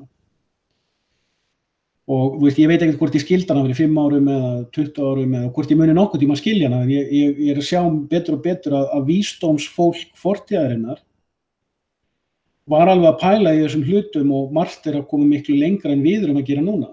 Margan hátt maður miklu meiri byrjandi heldur en maður var fyrir 5 árum. Og þegar að ég kem til dæmis eins og nýlega skrifaði ég grein á Hreinberg.is sem að ég var að útskýra að mjög líklega hefði Jesú verið í rauninni skáldaður af Júdasi og Miriam og að fyrirbærið Jehoshua son of Miriam sé síðari tíma lost in translation á því sem upprunalega hafi verið Jesíva bin Miriam sem þýðir í rauninni lærisveinar heimspekiskóla Maríu. Hvort sem það var María kona Jósefs eða María systir Mörtu.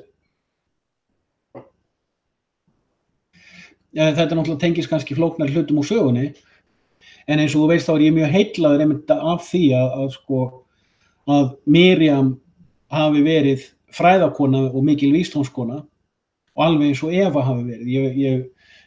Mér finnst vera aðeins svo mikið misogíni í þessari sögu aldana. En já, kannski af því að amma mín var feministi. En niðurstaða mín, eitt af því sem svolítið sko niðurstaða hjá mér, og þetta svolítið kannski, ég veit að þú ert ekki hrifin af þjóðveldinu og ég þú veit ég það ekki, þú ert nú ekki alveg svo auðlesnasti í mannkynssögunni. Really? Sko í þjóðveldinu til dæmis, það er skilgreint að það sé ekki hægt að skylda menn til að borga skatta. Þar var það skilgreint strax í upphafi í stjórnarskránni. Sömuleiðis kemur fram, var sett svo viðaukagrein í stjórnarskrána eftir hún var sett fyrst í upphafi, en hún var breytt. Stjórnarskráin var sett í lög. Það var ákveðið á Alþingi 2013 að stjórnarskrá skyldi samin upp úr bókinni Endurreisn þjóðveldi 2013. 2015 var sú stjórnarskrá síðan sett í lög eftir 2 ára aðlögunartíma eins og hafði verið ákveðið 2013.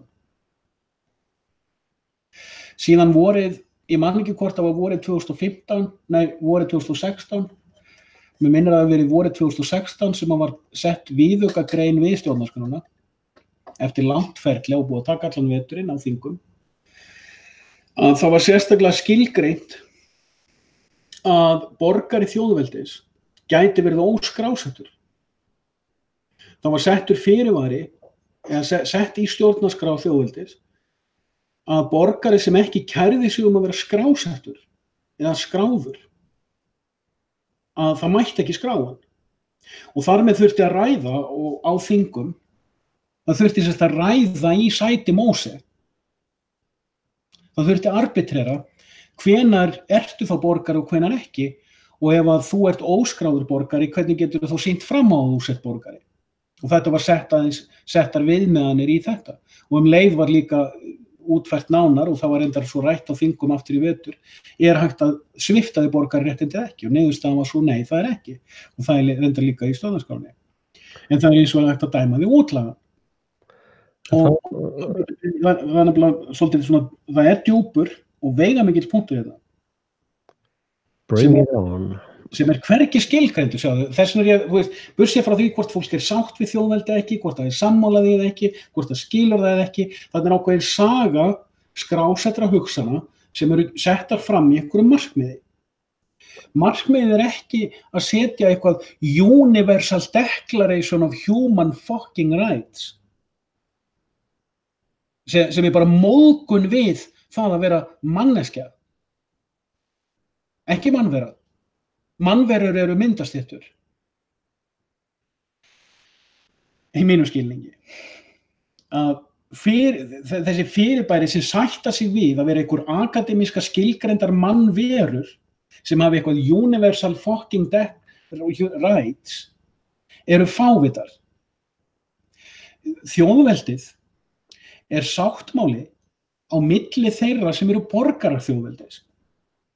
Og þjóðveldið byrjar á að segja það er samansett úr þeim sjálfstæðu héraðsþingum sem samþykkja þessa stjórnarskrá.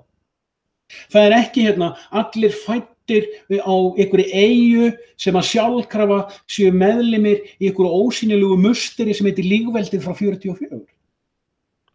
Heldur það er sagt, ef þú vilt ekki vera borgari þjóðveldis, þá þá ert þú bara ekki borgari þjóðveldis. Punktur. Það er ekki hægt að ef þú býrð segjum að lýðveldið var í horfi og það væri bara þjóðveldi núna. Og þú byggir einhver staðar á Suðurlandi. Og þú segir, heyrðu, ég heiti APA og ég ætla ekki að borga skatt hjá ykkur. Ég ætla ekki að beygja mig undir lög ykkar. Þá það er ekki hægt að neyða þig til þess að vera borgari þjóðveldis. En villan er að ég þarf að segja nei, sko. En ég ætla að skjóta einu á hann fyrir lengra, sem er Nefnilega punkt, við erum komin á rúsínunni. Ok. Rúsínan er þessi. Það sem við áttum okkur ekki á í dag er að upprunalega hugmyndin á bak við þetta allt saman er: ertu borgari? Það er pælingin. Ert þú íbúi í einhverju borg eða ekki? Það er pælingin. Grunnpælingin á þessu öllu saman er: ert þú íbúi á Selfossi? Og íbúarnir á Selfossi gerir með sér sáttmála það hvernig þeir ætla að reka saman það sem tilheyrir þeim öllum. Allra þeirra hagsmunum. Ekki einhver metafísiski sannleikar hvort það var til fjallkona eða ekki fjallkona eða whatever. Eða hvort að prumpið sé grænt eða blátt, eða hvort að til eitthvað metafísist epli eða ekki heldur. Hér eru við 5.000 þræður, eða 6.000 þræður, og við höfum einhverja sameiginlega hagsmuni okkar á milli og við gerum einhvern samkomulag okkar á milli hvernig það er gert. Ef einhver vill ekki taka þátt í því, þá þarf hann ekki að búa í þessari borg. Það sem hefur gerst á síðustu 2, 3, 4, 500 árum, ég veit ekki hvar það byrjar, hvar krabbameinið byrjar í hugsuninni.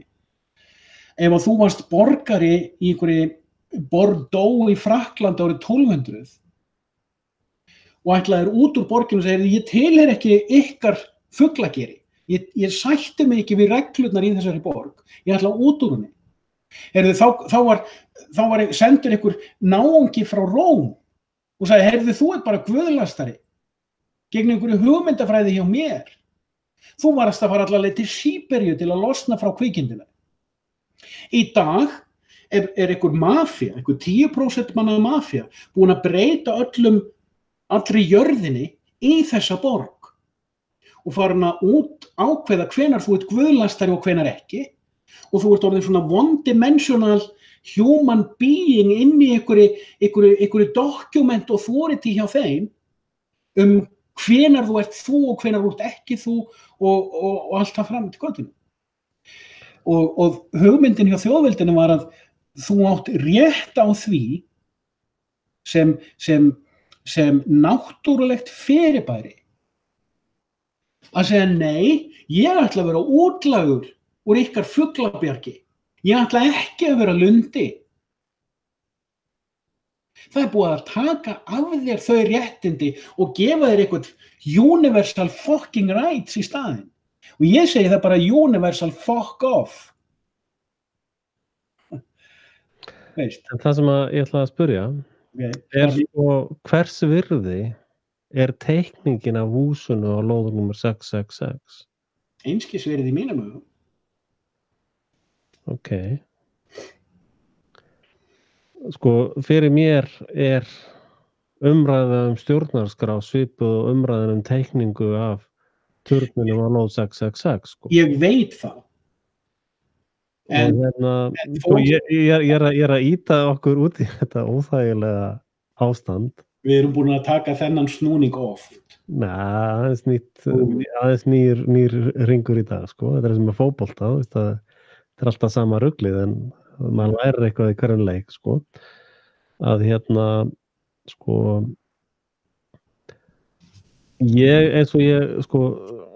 þess vegna ég svona nákvæmur í orðalagi, sá sem krefst réttinda hefur tapað sjálfum sér, sko.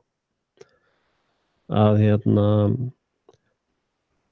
sko, ég er að reyna að ýta umræðinu og ég hef verið að fara sjálfur með mínar hugsanir út í ekkert. Og það sem gerist til dæmis við krossfestingu Jesú Krists að fortjaldið rifnar, sko. Og þá sjá þið bara prumpkassan, sko. Kassa með prumpi, sko. Og eftir það, að því að sko sementið í húsinu á 666 ótti, sko. Það sem gerist þegar að Jesú krossfestur að fortjaldið rifnar og það sem gerist að þeir sem að frelsuðust eða tók á móti Jesú og heilugum anda urðu fullkomlega óttalausir. Og þeim var kastað fyrir ljón, þeir voru, það var bara hafði ekki undan að drepa þá, sko. Það var bara, svo allt inni var það bara svo mikið vinna að drepa alla þessa kristnu, það var bara ekki, það var bara hrundalt drastlið, sko. Að sko, og það það sem að gerast núna, að ákveðnu leyti, að það óttinn að hverfa, sko. Og ef við tökum þetta núna aðeins í samhengi við nútíma atburði eins og til dæmis Julian Assange. Það sem gerðist þar til dæmis var að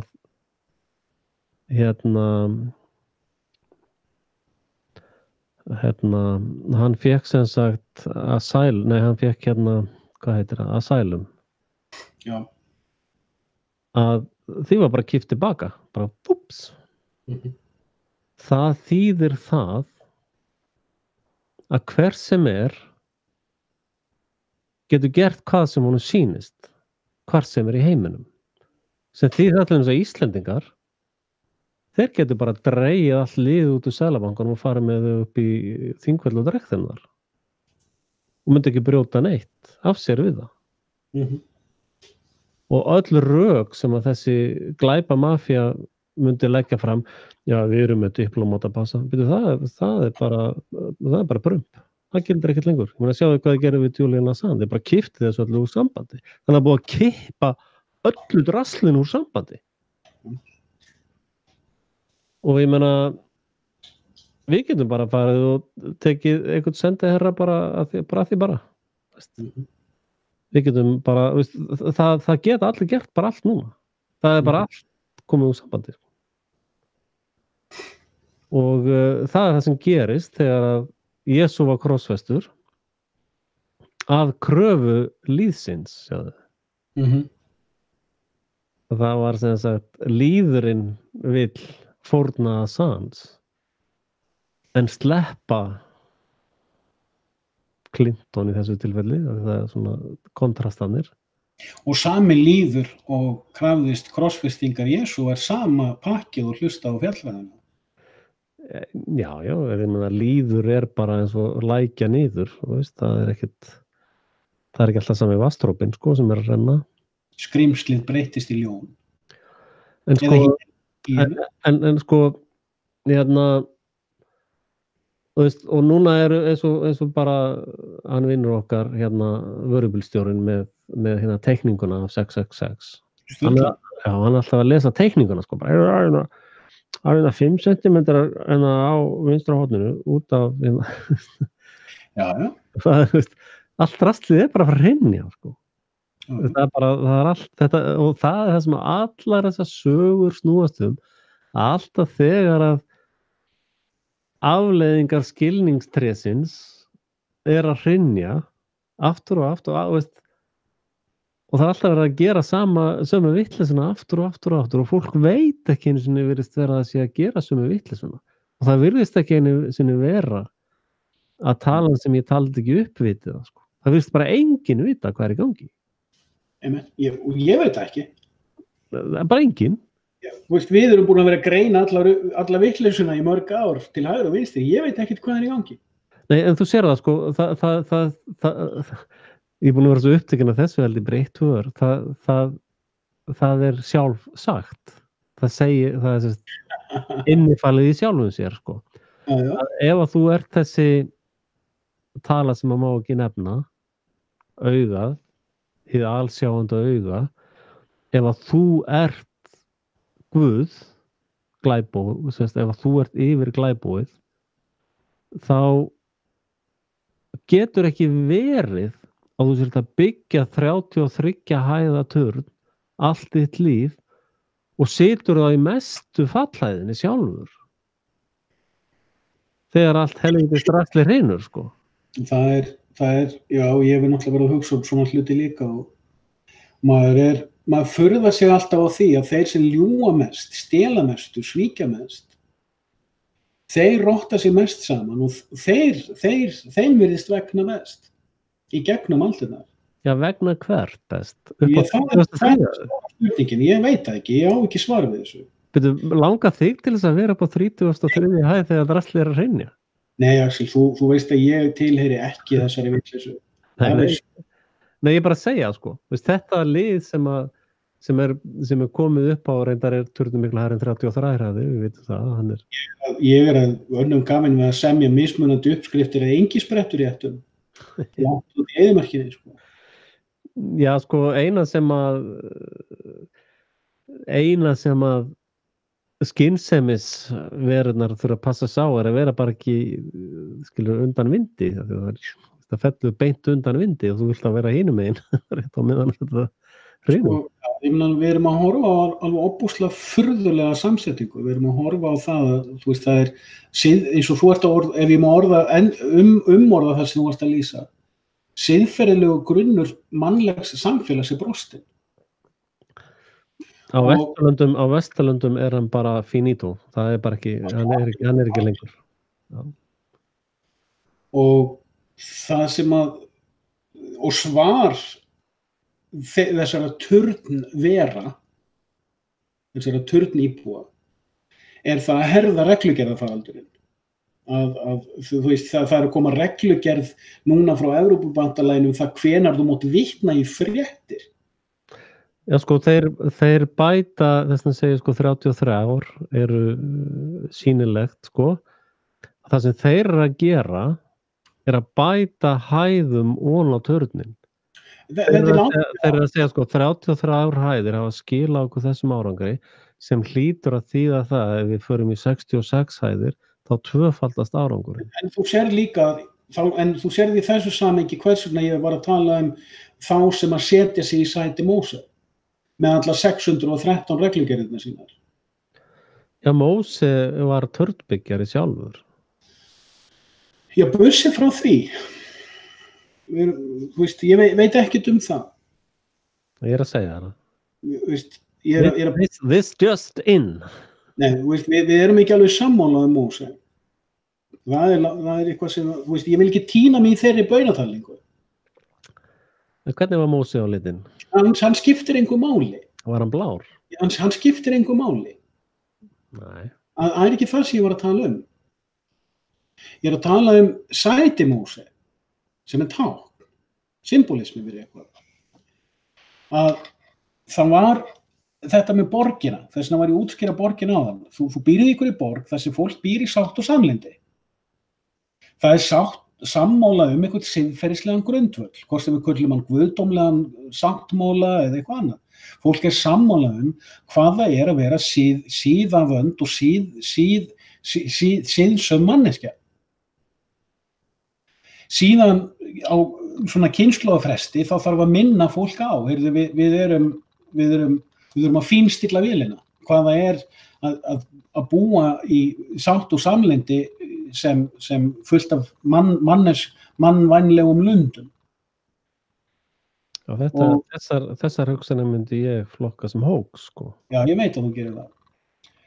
Og þegar þú ert með sæti Móse í lagi, þá ertu með einhvern mekanisma í gangi innan samfélagsins að tryggja það að dýrin í Hálsaskógi séu vinir. Eða eitthvað slíkt. Þegar siðferðisgrundvöllurinn er brostinn, þá kemur einhver faríseahópur og segir við erum með 613 reglugerðir og allir sem fara út fyrir þær eru bara guðlastarar. Og þeir eru sem búin að taka þetta sæti Móse, þar sem er tómt. Alla jafna er enginn í sætinu, sjáðu. Það er merkingin. Þegar það er einhver kominn sem setur sig í sæti Móse, þá er fólkið í borginni hætt að geta ráðið úr sínum málum á eðlilegan og náttúrulegan hátt. Sem ósiðblind fólk. Fólkið er orðið siðblind en mjög siðað. Þannig að þú ert í raun að tala ekkertisma, sko.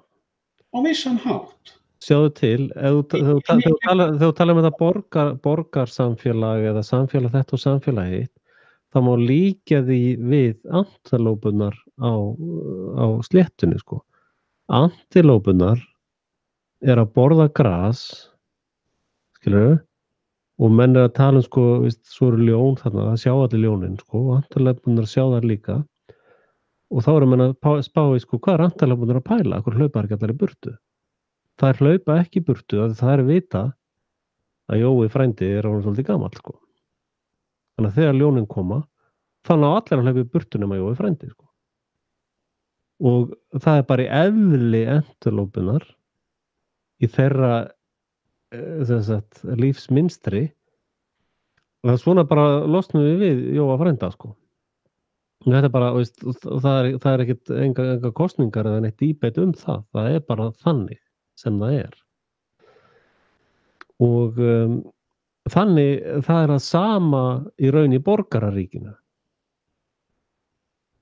Það er svona einhvers konar, einhvers stað verður maður að éta gras sem er antilópa vantilega.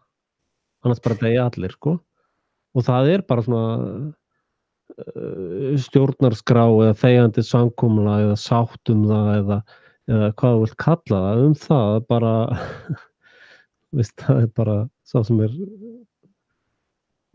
ávinsall eða lélegastur í að hlaupa, hann er bara étinn reglulega, þannig bara gengur úr hópnum, sko.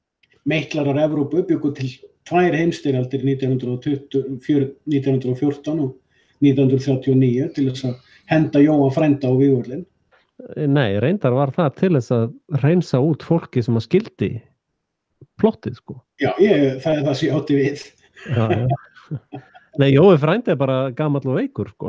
Já, Ljónunum er alveg sama, það er ekkert að spyrja neitt nattskirtinni, sko. Það er bara, já, herra, þú er heldur gamall, sko. Síðastu söludagur, sko, nei. Það er ekkert svoleiðis, sko. Það er bara getið. Þannig að, sko, og þetta er það sem ég alltaf að segja, sko. að það eru allir fjármálastjórin sem að sækja starfi sem hámark heimskunnar, sko. Að það eina sem mannkyn á sameiginlegt heimska. Það lítur svolítið þannig út. Já. Lítur svolítið þannig út. En allan að þá er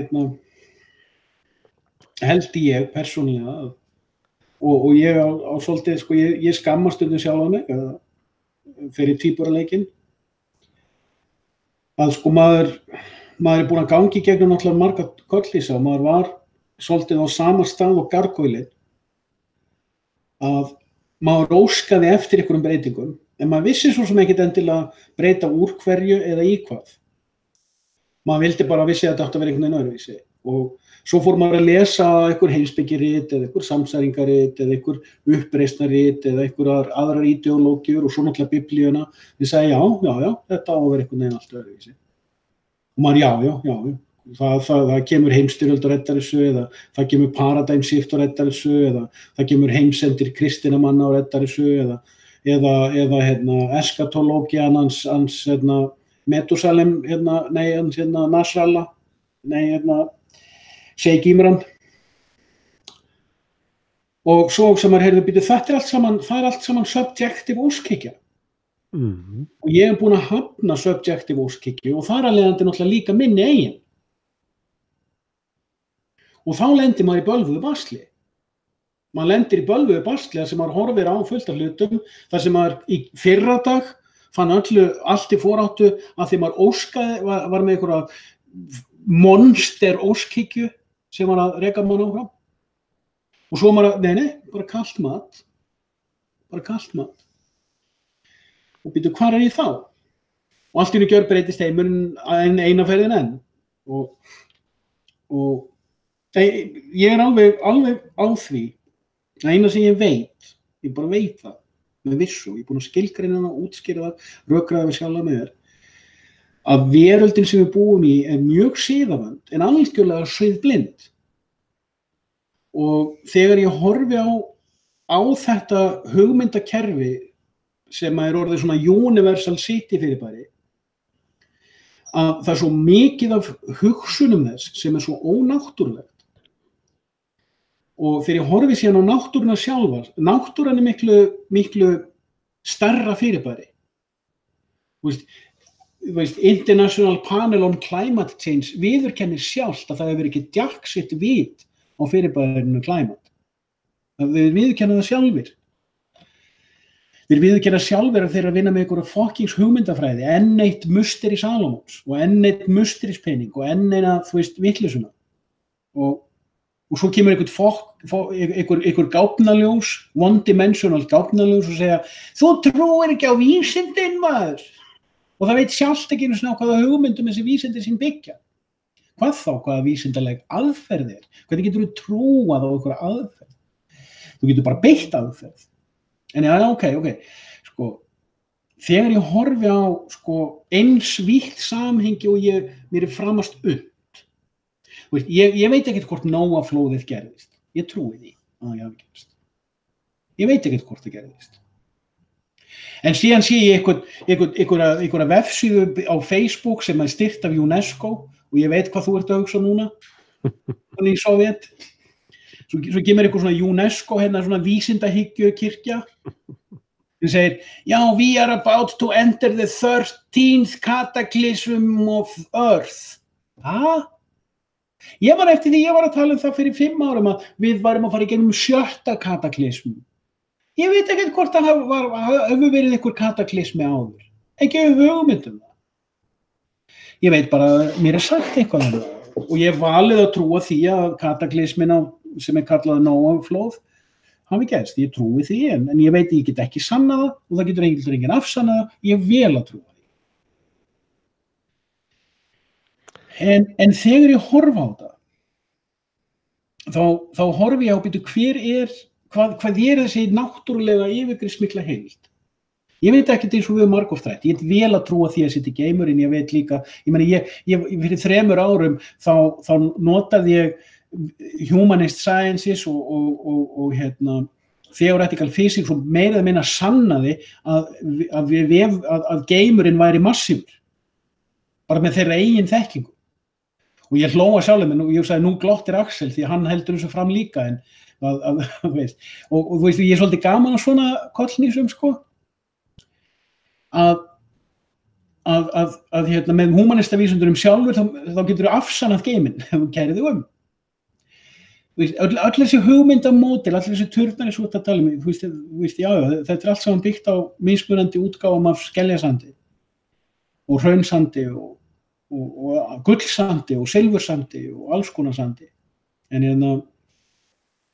þegar ég horfi á heildarkeðina, það eitthvað með náttúruna sjálfa að hjólið eða mótífið eða hvað sem það hreyfist á öðrum hraða heldur en ein kynslóð upplifir.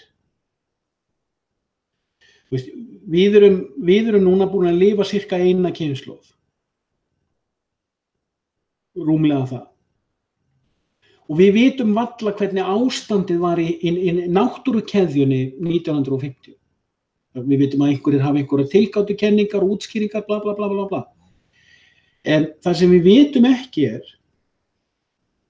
hvað lundavitund við vitum ekki hvað hundavitund við vitum ekki hvað manneskjuvitund við höfum einhverjar svona þokukenndar hugmyndir það. En hvernig, hvað náttúrulega heilbrigt? Þegar við sjáum siðmenningu sem telur sig vera toppinn á ísjakanum,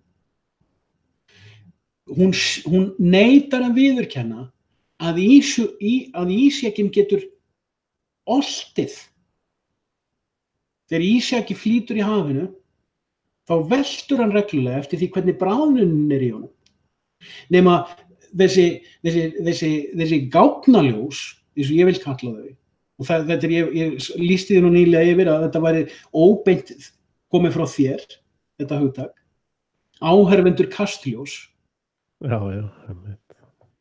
Að gáfnaljós, nei, ísjakin okkar ekkert að fara að velta. Og ég svona að horfa á byrti náttúran okkur sagt að náttúran sé á jörðinni sé eitthvað svona 3 eða 4 billjón ára. Ég veit ekkert hvort að þessi tala sé til, getur alveg eins verið 6.000 ár, veit ekkert það. En hún lengri heldur mín 50 ár. Og ég hef séð það þegar ég skoða vísindin, skoða fræðiritin, skoða metafísískuritin, að mér sýnist að enginn viti neitt það. En hvenar, já, ok, þú veist alveg hvað ég að segja. Já, en ég held að punkturinn að því hærra sem mannapinn klifrar upp í skilningstréð, því betur sér maður í rassinn á honum. Og ef maður mikið að horfa eftir honum, þá enda með því að maður fær skít í andlitið. Og þannig að það mikið betra að vera bara að gera eitthvað annað. Kannski ekki. Eitt af því sem eins og þú veist að þá tala ég stundum næstu viku sköpunarverksins, 8. daginn. Já, það frábær hugmynd, Og meina að segja á einhverju tímapunkti þegar ég var að hugsa svona svipað sem ég var að tala áðan og þá hugsaði hvað ef það einhver vitund í öllu þessu heildarverki, og ég ekkert að tala neina trúarlega pælingu, sem að ég að reyna að ná eitthvað, ég á einhverju ferðalagi, ég að reyna að fara í einhverju átt og ég held, og ég þykist vera búin að greina það, að núverandi eða yfirstandandi 5.000 ár séu blindgata. Ég held að til þess að komast á 8. daginn, þá þurfum við að fara þessa blindgötu. Ég held nefnilega að 5. elementið sé ekkert. Já. Ég held að leyndardómur lífsins þögn. Þú ert búin að vera að hlusta allt og mikið á Guðjón Hreinsberg. Greinilega.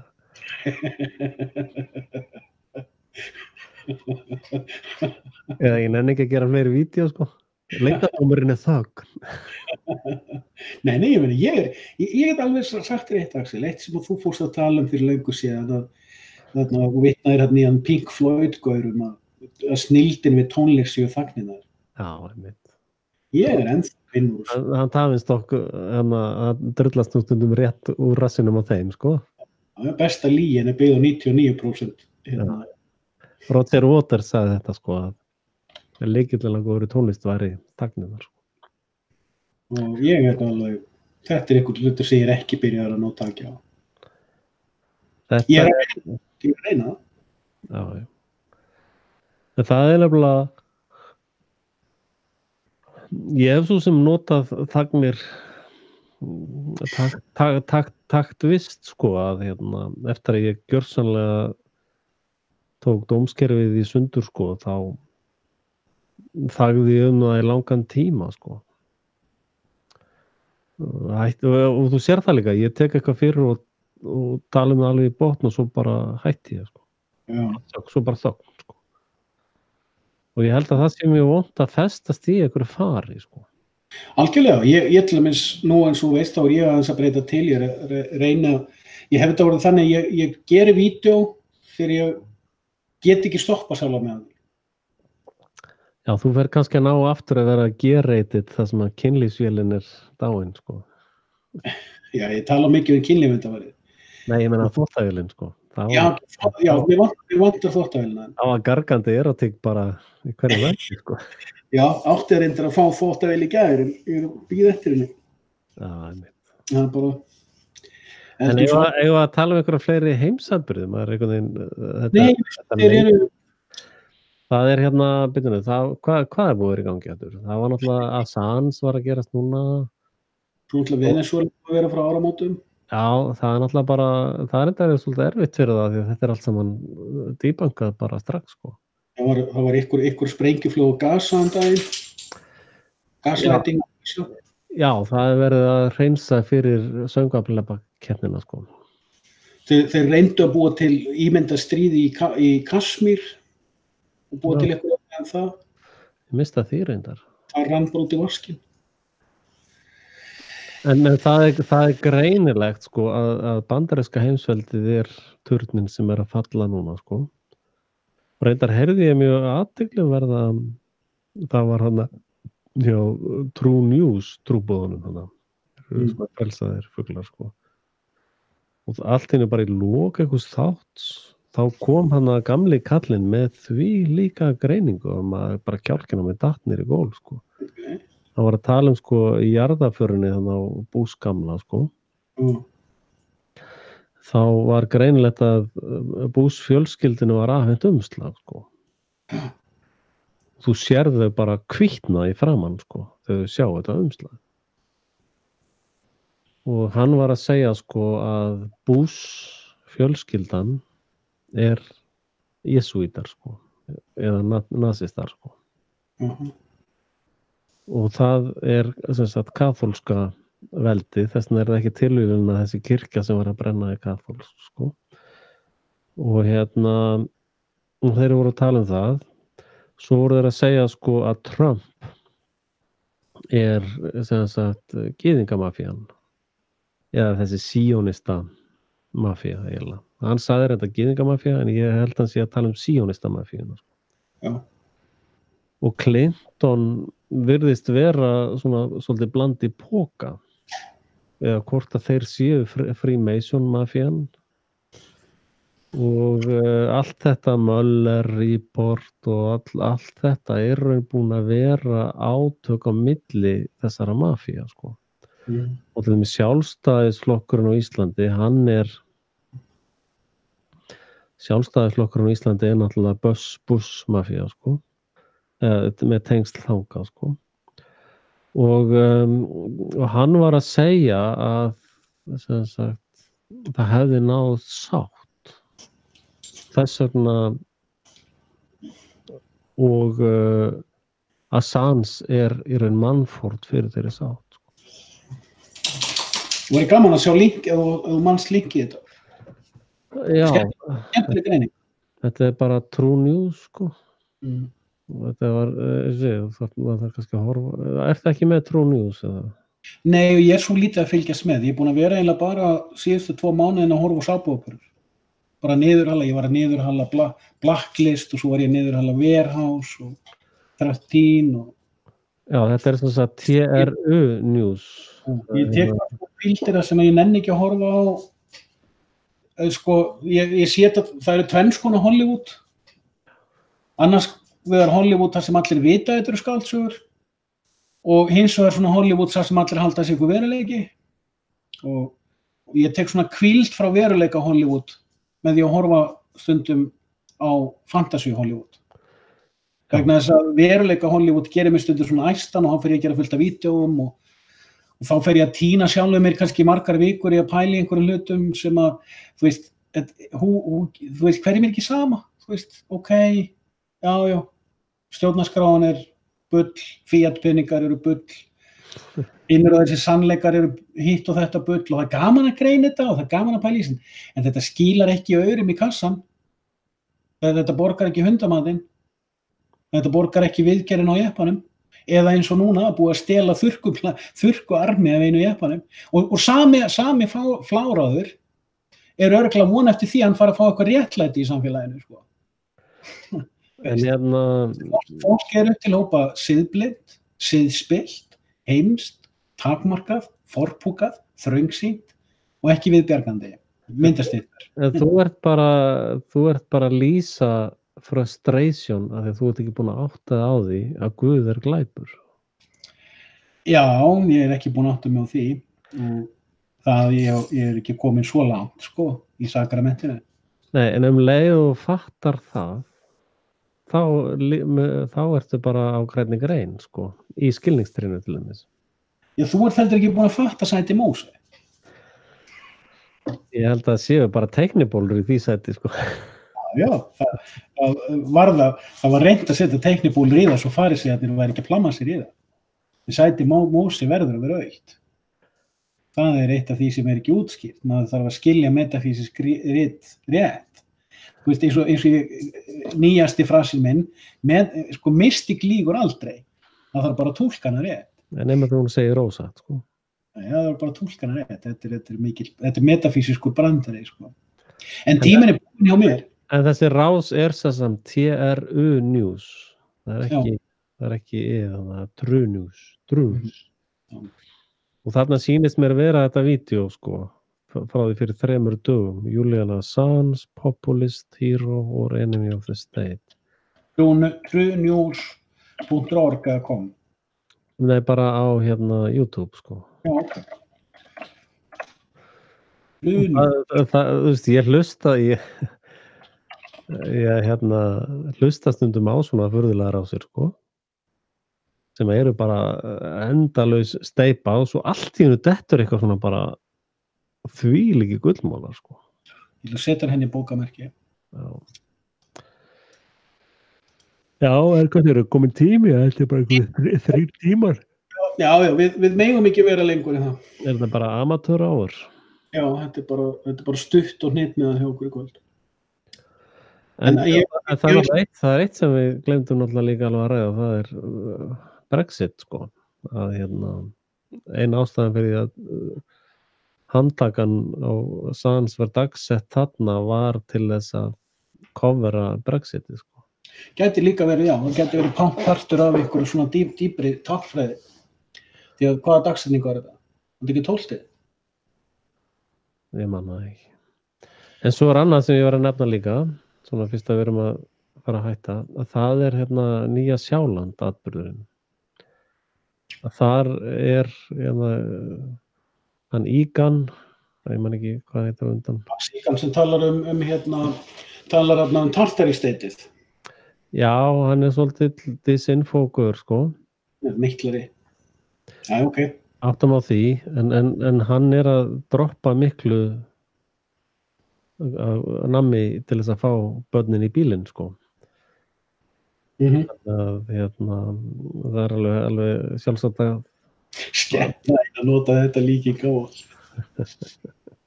Það er svolítið salgetis pókanir sko, verið að dingla framan í mann sko. að að hann samt með ágætis punkta, sko. Algjörlega, stillingur kallinn. Ég stórgræddi á því að vera að hlusta á hann að tala tartaristéttið, algjörlega. Já, hann með mikið salgæti, sko, maður var að passa sig að setja hendina ekki hún í pokan, sko. Og þá var hann að tala sko að það hefði verið... Passa að fara ekki upp í bílinn hjá hann. Já, svona reyna að sleppa við það, sko. En hann var að tala að það hefði verið 9 sem voru að skjóta þarna í þessari mosku. Mín persónulega skoðun reyndar ennþá að það sé fullkomið hóps, en hann var að tala þess að og það virðist líka vera greiningin í Úteyju að þar voru margir sko með bara drita niður fólk sko. Þannig að það ég hef ekki gefið út alveg harða yfirlýsingu hvort það var, en núna til dæmis í Nýja Sjálandi þar bara lögreglan að fara inn á heimili klukkan 2 nótt að rífa vopn á fólki sko. Og bara læti sko. Þannig að það eitthvað. Það líka fullt af Máorjum á Nýja Sjálandi sem hafa verið að hlusta á pælingarnar mínar National Republic. Já. Það ekki margir sem vita þetta. En það var alveg í 2 ár sem var alveg hópur Máorja sem var að lepja í sig allt sem lét frá með það. Og á því tímabili talaði ég stundum ýmsa hluti sem tengdust þeim líka. Já, það var líka að tala lengi Nýja Sjáland sem eina þessum stöðum sem hægt var að vera á meðan að törnin hrynur sko. Þú sér það Máorja samfélagið á Nýja Sjálandi eitt af fáum indigenous samfélagum eða ingenious samfélagum eins og ég vil kalla það, sem að breska heimsveldi neyddist til þess að gera friðarsamninga. Já. Og þannig að þetta djúpt efni, við kannski tölum betur en þetta, ég líka hef ekkert verið að fylgjast með þetta, að þetta svona partur af því að ég hef ekki nennt að vera að fylgjast með ýmsum svona hlutum af því að ég nenni ekki að láta þetta espa mig upp. Nema, þú veist, núna ég að reyna að fókusa á ákveðna hluti í mínu einkalífi. Þannig að mér finnst sko ég eyddi 4 árum í það að vera að standa uppréttur við veldúsvaskin og rausa hina þessa hluti. Og eina sem að ég fékk út úr sjálfur var að missa skeggið.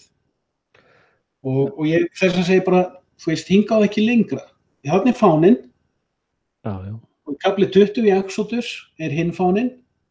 Og bara Guð blessi og hafa það gott og farðu á allar samsæringar ásendar fyrir alla sannleik baunatíðsluna. Þú veist, það svona mitt attitude í dag, sko. Já, og hvað ég lengi að keyra til Síberíu héðan, segir það? Það veit ég ekki. En ég alveg komin á þá niðurstöðu að já, ég var náttúrulega að lýsa þessi yfir nýlega. Ég mjög heillaður á Úlan úti sem rétt á Bækalvatninu. Ég held að þarna sé fyrir hérna landið mitt. Það að vísu alveg hræðilega erfitt að lifa sumrin af en þú ert með ofnæmi fyrir moskítóflugum eins og ég. Það að fara svona langt sko, því ég held að þú getur sko, ég tek eftir því að vinna út allt sko, að sko, ef maður komin upp því lengra sem þú ferð upp í Norður Noreg, því skynsamara fólk hittur sko. Já, Úlan úti hérna bara notað í táknrænum skilningi. Já, ég skilji, ég að tengja við það sko. Ég eiginlega að benda þær á það. En að því ég búin að vera, má ég aðeins að því ég svo fyndin í dag? Já. Sko það Úlan úti komst í fréttir í vetur á rt.com fyrir það að einhver lögregluþjónn pantaði strippara inn á lögreglustöð. Jú, ég tók eftir því. Þetta voru allt saman mongólar. Og mongólar nú svona svolítið rebelar. Jú. Þannig að mér finnst þetta svona skemmtileg svona metafísískur symbolismi. Já, en ég nú svona að reyna, sko, mín kenning sú að þér myndi líða mjög vel aðeins norðar við mig hérna í Skandinavíu. Ég með, sko, þegar allt fer í klessu þá keyrum við beint í norður, sko. Og þú sér það í öllum Norður Kórea, Suður Kórea, norður, allt og suður hitt, sko. Að það yfirleitt í norðrið sem að eru bændurnir og sem eru jarðtengdir, sko. og það alltaf suðrið sem að eru mellurnar, sko. Og þess vegna fara alltaf heimsveldin sunnan megin inn, sko. Raskatið í suður, sko. Góður punktur. En eins og heyrir þá, ég náttúrulega, þetta þurfum að ræða betur. Já. En tíminn hjá mér búinn. Já. Og ég ætla að fá þig fljótlega í heimsókn á ensku rásina mína. Já, það bara gaman. Og ég ætla að vona því að taka viðtal við hann Jóa vin okkar á næstu dögum. Já. Við fáum þig kannski svo nokkrum dögum seinna. Hann var að stingaði að mér að ég gerði svona enskt eitthvað. Ég ætla hvað er uppskriftin? Er þetta bara klukkutími í einu eða þetta vera með þessi hlé eða? Já, því að það er ákveðið form á radionomy.com þá er mælt með því að hver upptaka sem er þættina mína ég tek þetta náttúrulega upp bara ég tek upp miðað við svona 13 til 13,5 mínútu í senn. Já, mátt senda með templateið þannig ég geti svo bara Ég er ekki með neitt template. Nú er ekki komin einn stjórnarskrá yfir þetta. Nei. Það er bara miðað við að út af því hvernig formið er á kerfinu sem að sendir út og mjög gott að ef þú ætlar að tala í hálftíma að skipta því þá frekar í 3 búta. Og 13 mínútur hver bútur eða? 10 til 13 mínútur, 13-14 mínútur. Er það 4 10 til 13 eða? Eitthvað svoleiðis, ég vil kannski síður tala þetta í djúpkóðun. Já, ok. Það sem þetta auglýst hér eftir stjórnarskrá? Eða template? Þetta er svona low-key. Ég ætlaði bara að gera þetta og senda honum, sko. Og hvað er það oft? Einu sinni í viku þá eða? Já, það er bara, þú ert að spyrja rangan mann. Já, ok. Og á röngu plattformi. Ok, já, þú ert náttúrulega búin að gera þetta, þú ert maður með reynslu. Já, ég get nú bara sagt hvernig ég ger þetta, það er bara svona. Já, það er þetta. Nú stendur bara Notre Dame í rústum. Já, það. Þetta er svaka skilabóð, sko. Þetta er bara... Já, þetta er rosalegt. Bókamerki það. En heyrðu kallið minn. Já, við heyrðust. Gaman að taka köfun. Já, og komið tími til.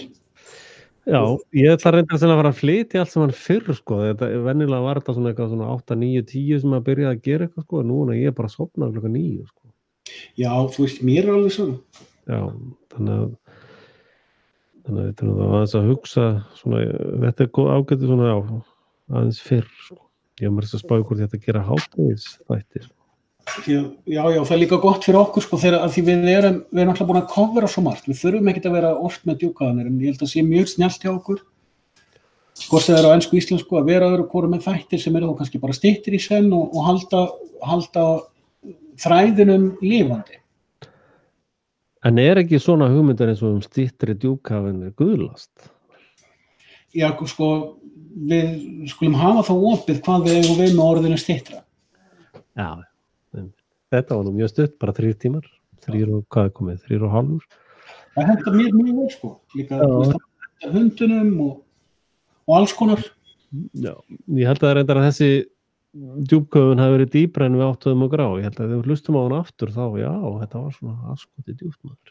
Já, þetta var gott stöð. Já, mjög gott. Það er fullt af svona myndlíkingum sem ég þurfti að koma frá mér. En hundarnir eru komin á stjá líka þeir sjáðu á mér að ég er...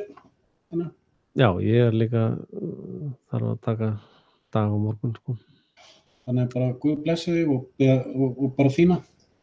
Já, ég bið glæbúið að blessa þig líka. Ok.